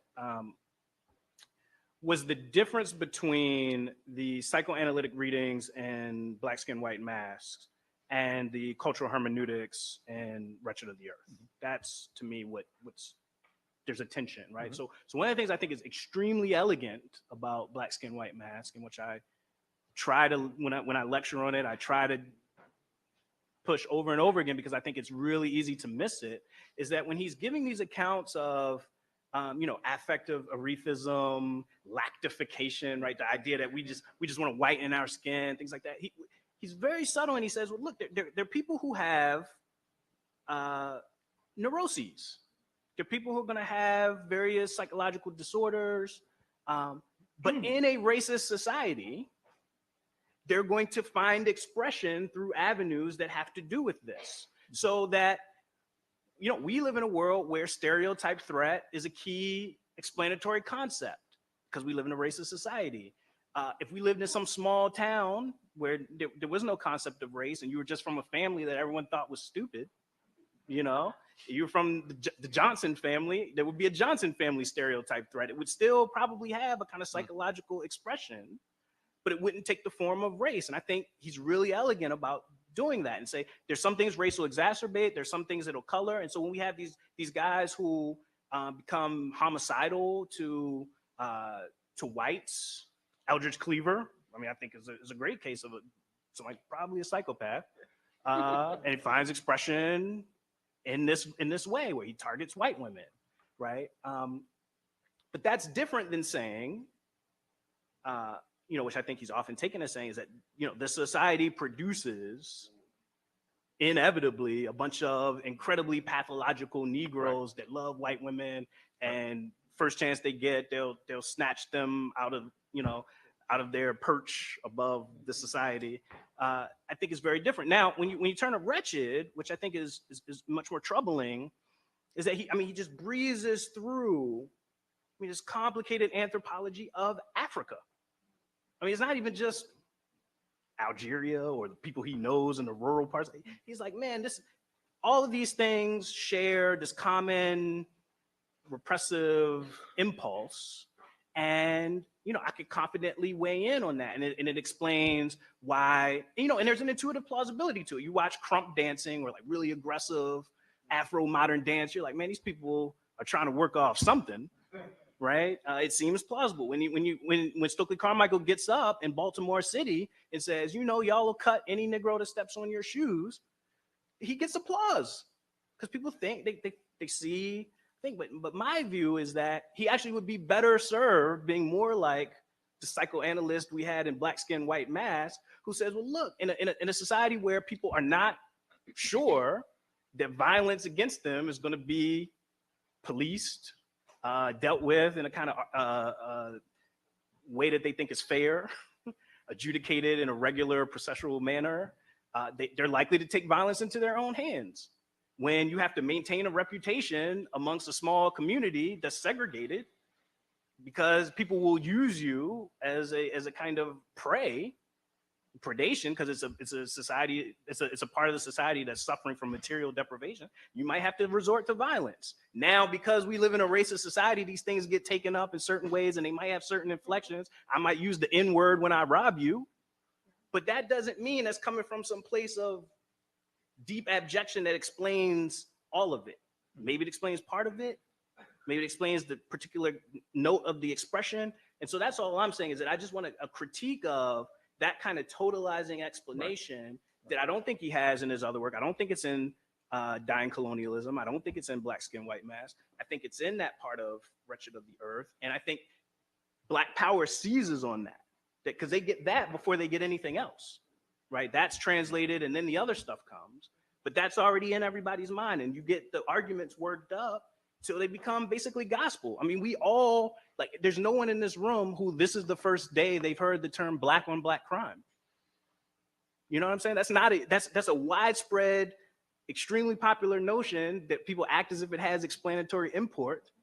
And the only way I think it has explanatory import is to presume the normative expectation of Black solidarity and some kind of mechanism for why the Blackness is relevant to the phenomena, which to me has to be based on a kind of psychology. And I think it's a pernicious notion that's done a lot of harm. Emily and Hamel. I guess I really at this point have just a question, which, just now, Brandon, you sort of recouped black skin, white masks, but I sense that you were sort of holding to account the whole framework of any kind of psychoanalytic interpretation that's either structural, which, there are obviously many reasons for it, falls into and reinforces all kinds of racist stereotypes and traps and everywhere you look, right? But I guess I'm unwilling to sort of go as far as you seem to want us to. I think, and maybe this is where I'm closer to Homie in trying to get at some of the intricacies of what he's contributing psychoanalytically. And I think you just did allude to the really big payoff, which is that sociogenic, what he calls sociogenic imprint of racism, and his discovery and it's a very interesting passage where he's actually reading a phrase of Nietzsche's and cuts off the first half of it, but where he talks about identifying with the chose vécue, the thing that's the lived experience, basically. So how do you bring the lived experience of racism, but also temporally this notion of immediacy, which he sort of gets, as Homie already alluded to, from Jaspers. And these are very complicated things, but I think if we bring them together, there's a reconceptualizing of how one practices a kind of clinical diagnostics, a psychiatrized politics. And I'm a little reluctant to give that up, because I think that's kind of where you were pushing for good reasons, but I also think there's another side of it. Can I steal the mic while it goes to Homie for a second, because before it gets to you, so I think this is an incredibly productive conversation, and you're going to continue it. I did sense that you were trying to extricate some of the psychoanalytic in your reading, but that does raise a question back to Brandon, but it's going to go to Homie next. But like so is there what else is there underneath those more kind of eventual relations that you were talking about, right? Like legitimation of the police, or delegitimation of the police, or the place of violence in a black market, in an underground market, right? In other words, so the question is, how do you bring in history without pathologizing it, but giving a little bit more depth, I suppose, than to those more I agree entirely with the importance of those, but they do seem thin somehow in understanding contemporary struggles a little bit. So we should come back to that. And so I actually want to take up Emily's point and not to concede brand new. I will concede two things. One is that I've never gone along with the Fanonian hogwash about the new humanism. We have to go and get a new humanism where we can all touch each other and feel each other. All that stuff, I've always been critical of that moment. So this is partly to say you don't have to eat the whole pudding, You can pull the plums out of it, You can do what you want with it. And I think the pudding is complex here, There are many different layers of suet and pastry and all kinds of things here. So you've got to work with it. And that's what the challenge is. But there I will say that there is a moment where there is this kind of sellout to this humanism, and I think it becomes, frankly, it's that moment, I think, where the affective tension is released and you get a certain kind of sentimentality. I mean, I think that when Fanon tries to overcome the anxiety of alterity, the anxiety, then he loses it. But I do think he keeps that tension going for a long time. And the second thing that I do agree with you, but I see it also as a form of writing, are the broad kind of generalizations moving from African music to dance to this to that, you know, to those areas. And I think that those are weak spots. But I think there is a lot to redeem itself in precisely and the uses of what he calls the psychoaffective, which is not simply a psychoanalytic, it's another mutation, another form, I think is actually very interesting. And he therefore works through the striations of the cultural issue and then cutting each one, you know, not just layering, cutting across each one. So if you take just for a moment, I'm sorry for being so horribly kind of pedagogical here, but I'm on page 171. If you take this, I think, you know, this is an example of how he moves across different kinds of registers and disciplinary platforms. This period is interesting because the oppressor is no longer content with the objective non-existence of the conquered nation and culture. This is a similar moment in Look to say, you know, I gave them everything they wanted, but they kept on wanting more, which is the pathology of power. And that, I think, is a very interesting thing because it shows the weakness, in a sense, or where you can actually, in Gramscian terms, it shows where the anxiety, as Gramsci puts it, of the subaltern, in the moment of its action, in the moment of its agency, can actually use that anxiety in relation to the hegemon. So he says, is no longer content with the objective non-existence of the conquered nation and culture. So the oppressor will never be content, cannot be content, because ethically and politically, there is a kind of real weakness in that position, that imposition of power and authority. Every effort is made to make the colonized confess the inferiority of their culture. This goes back to the Foucault avowal seminar, you know, to make them confess the, are we being, oh Christ. Has the revolution come?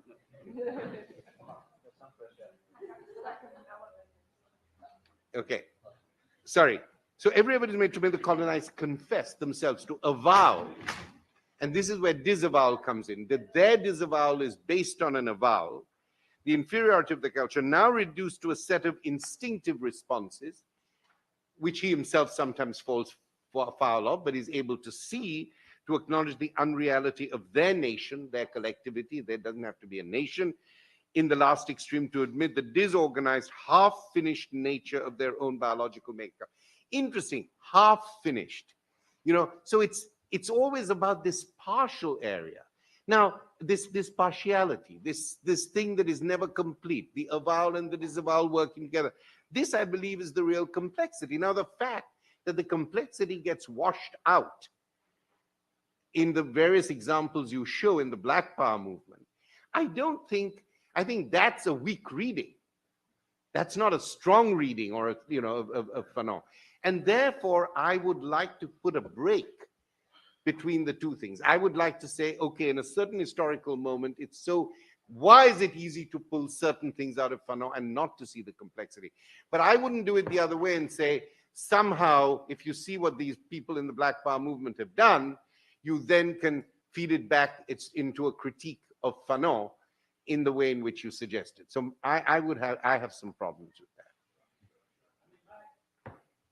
So a couple of things. So one is, I mean, I'm not resisting any and all reference to psychoaffective argument, or that would be relevant to explaining critical social phenomena, including domination. There are any number of things that can only be explained like that. I think Homie's example, so there's a kind of white liberalism that demands, in excess of its fulfillment of various principles, a performance of gratitude, right? That's a kind of psychoaffective supplement to white liberalism that causes people to resist it, even when they might agree with all of the principles in the abstract. Frank, can I say something here? It's not just gratitude. It is to say, I do not know what my desire is. It is undoing that desire. It's to say, I don't know what my desire is. I want more and I want more and I want more. It's like what Baldwin says about the discovery of the new Negro. He says, you know, every time in America, they want to discover the new Negro, the new Negro intellectual. It happens all the time. It is that those people in power don't know what they want. I think that's the great. Right. So, and again, I mean, I want to resist, like, I don't want to be painted into the corner of, hey, I just reject this whole mode of thought, and other people like that. I'm not one of them.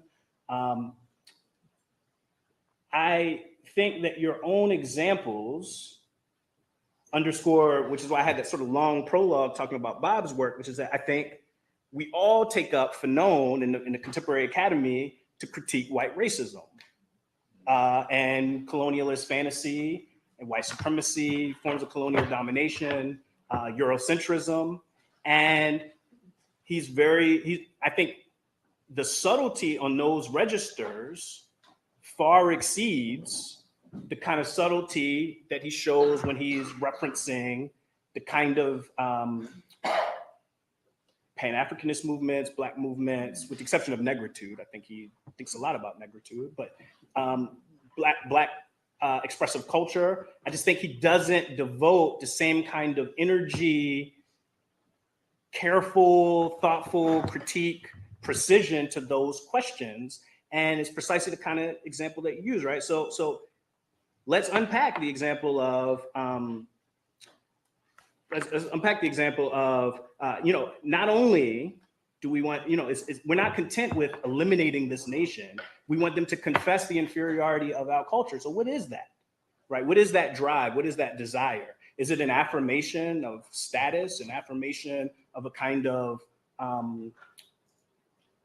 identitarian holism for the European, right, or for the oppressor? And if that's the case, then we might have, there might be drives, and this is a simple Nietzschean point, right? That there might be drives for status, for distinction, for power over others that are promiscuous. They can manifest themselves in any number of ways, and there's nothing essential to the experience of white rule that produces them. That just happens to be their expression in this historical moment. And so that's all I'm trying to just be careful about, is that I think when he's doing that, that's much more careful. When he's doing this other work about talking about, African expressive culture, Afro-American political struggles, Afro-modern politics, I think it looks different. And I don't think the precision is there. And I think he relies a lot more heavily on notions of repression that, even if you thought they might have been useful at that moment, I think our refusal to even talk about them when we teach this stuff evinces our own kind of skepticism and wariness about those moves. Like, those aren't moves we turn to. Those aren't moves they highlight. Whenever anyone in this room teaches Fanon, I would bet the money in my pocket that they don't talk about that. I always talk about that. Because I'm going to sit in. We work at the same school.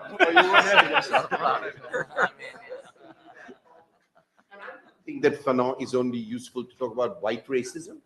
I think about Fanon fundamentally to talk about Hindu fundamentalism in India today, and the way in which certain, the way in which a certain passionate politics, right, built around a theological, political thing, gets mobilized.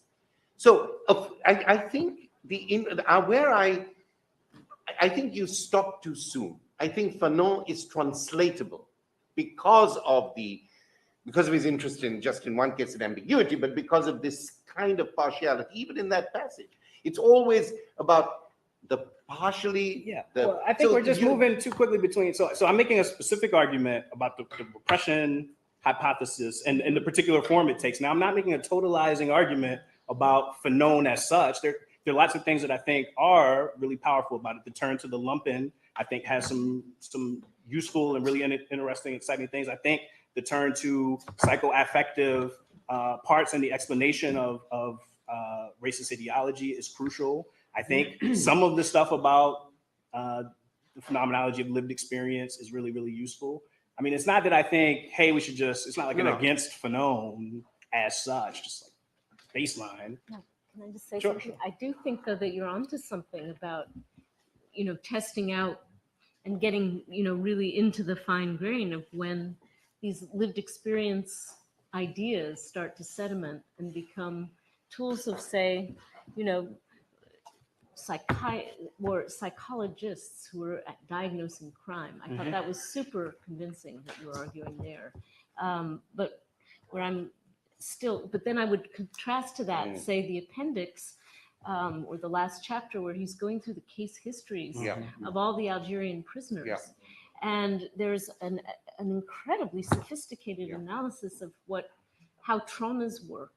And they're not necessarily, they skirt around certain stereotypes, and especially sexual. But I wouldn't say they just fall into a trap of universal repression, this or that, right? I mean, I think that every case is actually quite nuanced, very different. And agency is continually, whether it's perverse, whether it's the French, the Algerian, agency. So I think, also how different constituencies can come together. You can take this notion, occult insensibility, the phrase that he uses, throw it away. But he then talks about how different constituencies come together. I found it very useful, actually, beginning to think about the Arab Spring, at one moment, or even Occupy Now.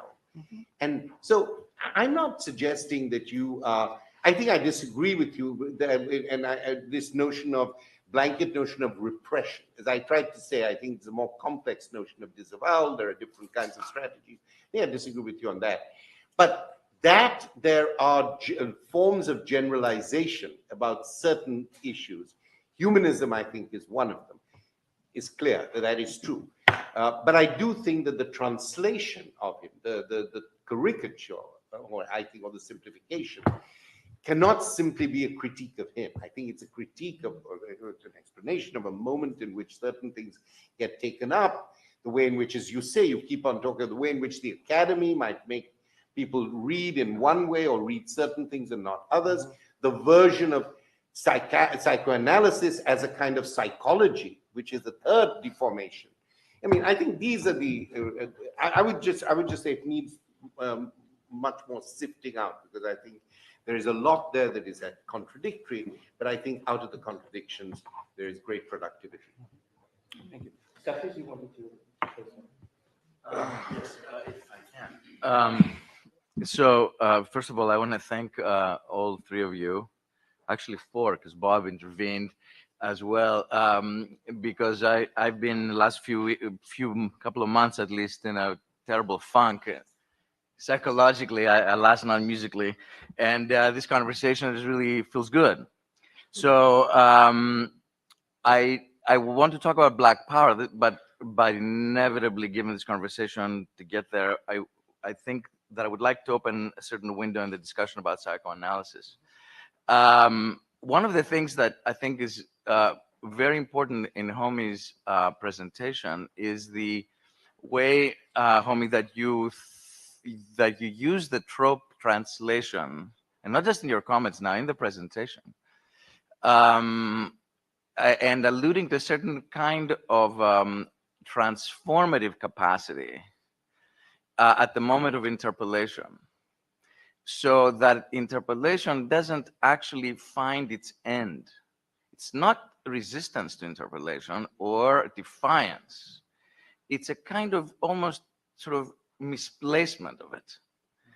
And what this suggests to me is the psychoanalytic element that's essential to Fanonian thinking all the way through. Of course, we can't, that's an obvious thing to say. Regardless whether it might involve certain kinds of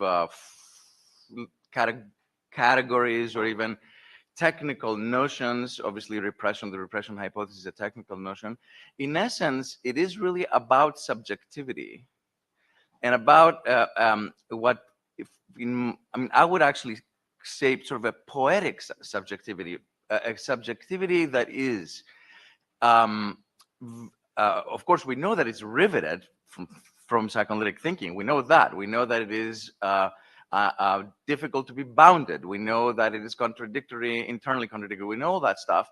But what appears in Fanon's thinking is that subjectivity is the site of transformation, the way that in fact a new form can emerge in and from within the kind of warlike encounter. I mean, enmity, I mean, a warlike encounter.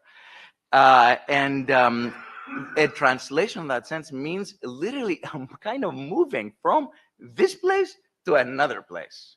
And this moving from this place to another place is not just simply positional. It is really something else.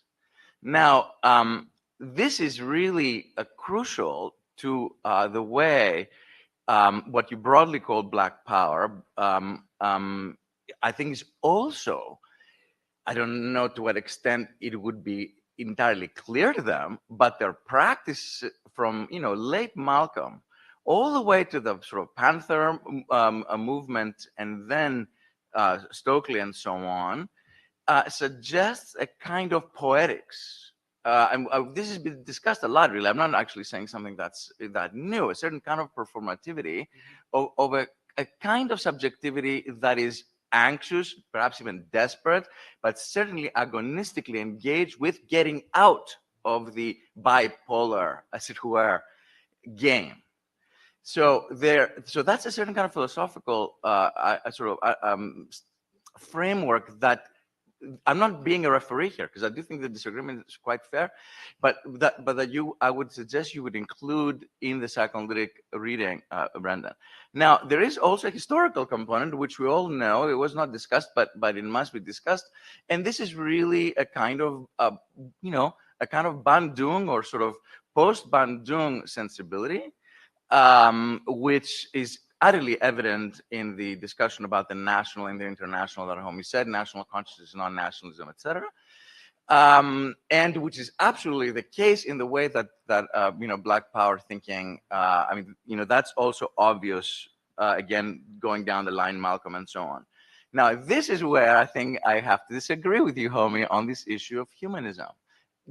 You can say that the reception of the new humanism is, fluff, fine. But if we're going to engage seriously with what he's trying to express, Fanon that is the same kind of Bandung-like not reimagination, new imagination, transformation of a certain kind of humanism that's clearly not European, civilizational, but it is a kind of anti-colonial humanism, which does not need the anti-humanism of Lacan, let's say. It does not need that phase. It is a kind of, it's similar, in that sense, it's similar to what you're describing in terms of the translation at the moment of interpolation. And that's how I like to read it. This is how it resonated with, in fact, the Panthers and the internationalism that they were engaged in entirely. So, including even the affirmative practices of the Panthers, the health programs, the educational programs. We're talking about creations, poetic creations of new forms of course, subjectivity, which is collective and so on and so forth. And the last thing I would say has to do with the issue of violence there is violence in this act. There is poetic violence. So violence, we don't need to get caught up in this business about, the obvious stuff, which is, armed resistance and so on. There is violence, there's destructive / creative violence that takes place in that sort of, instance of this, sort of poetic enactment. I love the fact that you stress, that the poetic actually speaks very closely to a certain kind of politics of interpolation. And you're right, I started by showing the complexity of what we call interpolation and why, look and Negro. What are you to look at? What do you get out of that looking? All these are complex issues. Now, we have to also concede that from what you say, I'm happy to go along with you, Stathis, and say that there is a kind of powerful and important aspirational aspect to this. That's why I called it a proleptic moment. But there is the truth, too, that Unfortunately, for various reasons, and I'm somebody who admires failure, that for various reasons, the Bandung spirit, which was so productive, actually fizzled out. It didn't. I'm not saying therefore that it did fizzle out. So when you just talk historically, I mean, that moment was so productive because it had African-American writers, it had Indians, it had Chinese. People did come together. It's not that different than the aspirations in Du Bois's Dark Princess, at least towards the end of the book. But I'm just saying that it seems to me that philosophically, this humanism is more a clarion call to be admired and loved, but less convincing in itself. Whereas a number of other areas in Fanon, even when they look elusive and problematic, as I think said in response to what, you can actually see how they work strategically. I don't see that call for humanism other than its lyric, poetic invocation. And indeed, it represents itself quite often in those literary forms. There is not an essay really on the new humanism. It is the beginning, it's the end, it's a kind of invocation. And that's all I'm saying, that it is a problematic thing. For that, I think more useful and actually very Fanonian is the relatively late essay, Peace and Proximity by Levinas, where he says the same, he makes the same critiques, where he talks about Europe against Europe. And, that not as a negation for a sublation, but talks about, and then talks about the intrahuman in that context, the way institutions and humanity have to reconceptualize the object of humanism. I'm just saying to you that maybe I'm actually very interested in that work, and it does many of the same things, and it seems to me to have more traction to it.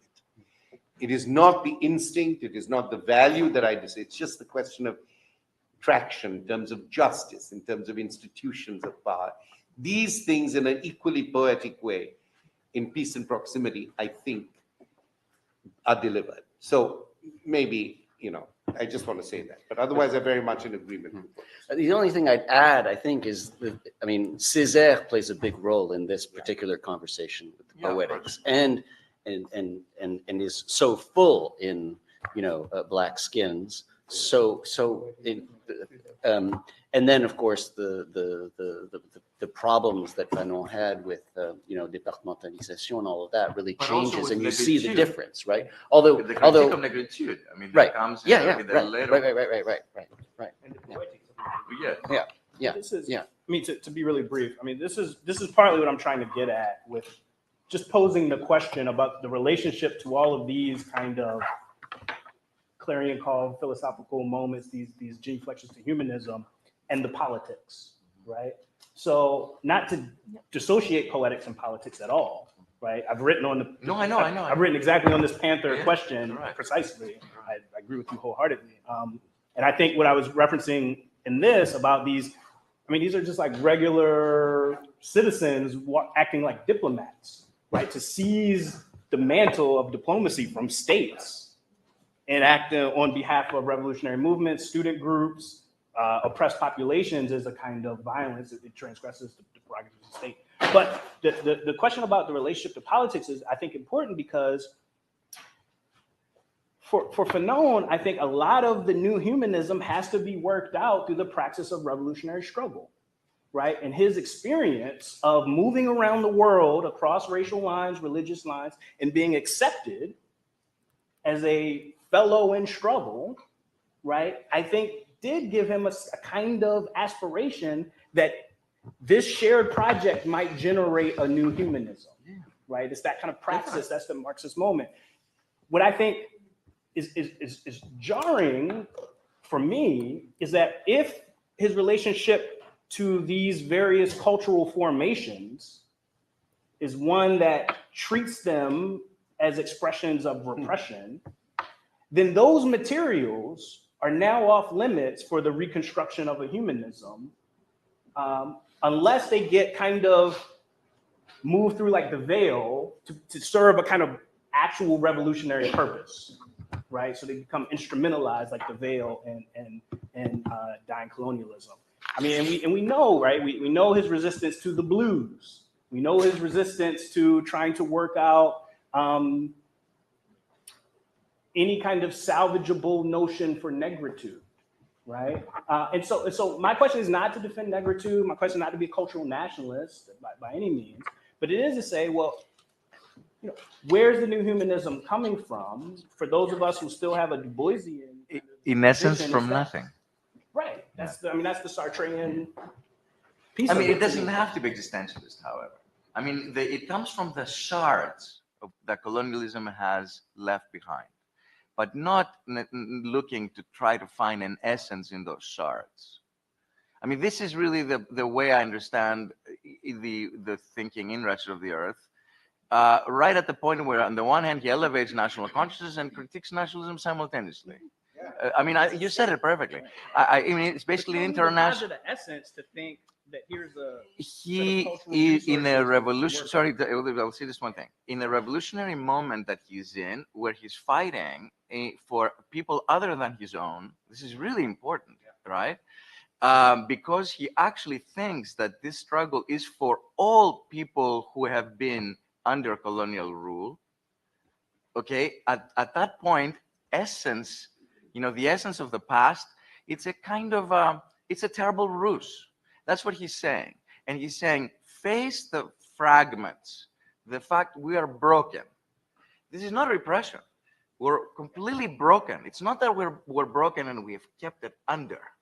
It's we are surrounded and we inhabit everything broken.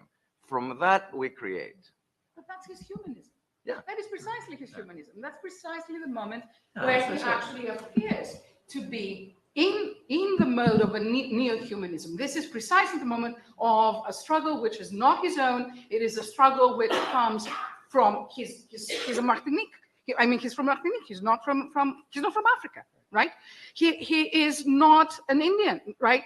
That's precisely the politics that he's actually animating. And this is, it comes on the heels of Bandung. It comes on the heels of the Bandung humanism, but it is a new understanding of what it means to be human. And that's the response that he gives, Hamid, to the question that you have already asked, right? We don't know what our freedom is. We do know in Fanon what our freedom is, because he says that what this freedom is what makes us all human, right? And that's the point where he goes and he actually eschews all essentialisms. That is precisely where he goes beyond, above anything that might be construed as anything other than what we are, which is the basic, most common denominator, right? I see. I mean, look. Let's track this thing, because Fanon is a very processual thinker. You know, he doesn't land here and then go somewhere. So I think I'm not disagreeing with you. In fact, what I call the chiasmatic translation, you could now say, if you added up these things, you would get a picture of what he thinks the human is. I'm just saying that you're absolutely right. It's more in the practice, because it's not only that he is not Martinican, but he's criticized by those in Martinique saying, you know, what are you doing? You know, why don't you come and fight the good fight at home? It's not that he's, you know, adored by the Algerians and Tunisians. As I say in my introduction, there's a lot of suspicion around what he's doing, and eventually he sidestepped and opposed. So in the practice, I see it. I'm just saying conceptually, whereas I see a lot of developments and I don't see that. But if you want, sorry, you get my point. I agree with you. But if you want to talk about repression in Fanon, not disavowal, which I think is much more, talk about what happens to women right through those texts. There you really see something. I mean, I think you have this blanket category, my dear Brent, which I don't completely go with on repression. I wouldn't put it that way. It's a more complicated mechanism. But as far as women go, you know, about women, I don't know. What does he say? He's got a phrase, you know. Freud says, what do women want? He says, I don't even know what women want, you know. What is it that they want? I don't know. That, I think, is a real issue.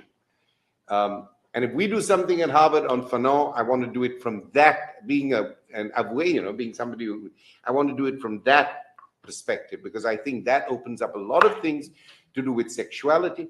Look at his homophobia too. He was very homophobic. I think David Macy also develops, So I think there's a whole area around sexuality for somebody who is sorry. No, that's fine. That's fine. I hate to do this. No, but do I it. hate to Do do it. this. And we have so many things Do to it. discuss. So yeah, and of course, Joseph Lawless is Joseph working wants to precisely say- on these questions of sexuality and in relationship to Fanon. So we'll continue that conversation as well. And give the I'm last so word sorry to for Emily. talking. Yes. No, not at all. So, Last word to you, Emily. Okay, I just would interject very briefly that in response to Stathis's very moving evocation of the importance of Fanon in terms of humanisms to come that are post Bandung, or that connects a bit, I think, with what you were discussing with the kind of great politics, yeah. I think though that in my own reading, what I tried to, and what strikes me is the Fanon that nobody has really engaged with particularly is one that isn't necessarily true to his political struggles, but it's more that the psychoaffective helps us generate another kind of vocabulary politics, which institutional politics or structural politics, and this is a bit my polemic, because I've been doing this book on unexceptional politics, but I think there is through the affective, and that's not weighing in on whether they have been used properly or not, whether or not they've lent themselves, terms like microaggression or even nano racism could easily be conscripted to all kinds of psychologizing ends in the criminal justice system and beyond. So I'm not arguing with you on that, but I do think that what's fascinating when you talked about and underscored the political, I think it extends into a micro political vocabulary that can't be dislinked from the psychiatric. And it's in the way he analyzes things. It's not necessarily through a labeled vocabulary, but it's in some of the things that he describes that normally escape the political, but are very much of now. There's a contemporaneity in that for me, and it's to do with a vocabulary that is not normally sort of built into political theory or classical political philosophy. Thank you very much.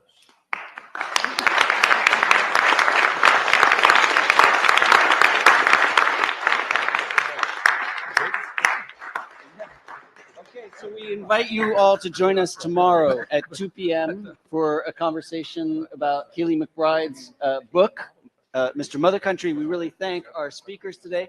Special thanks to Anna Krautheimer, without whom we wouldn't be here. So thank you all. Thank you.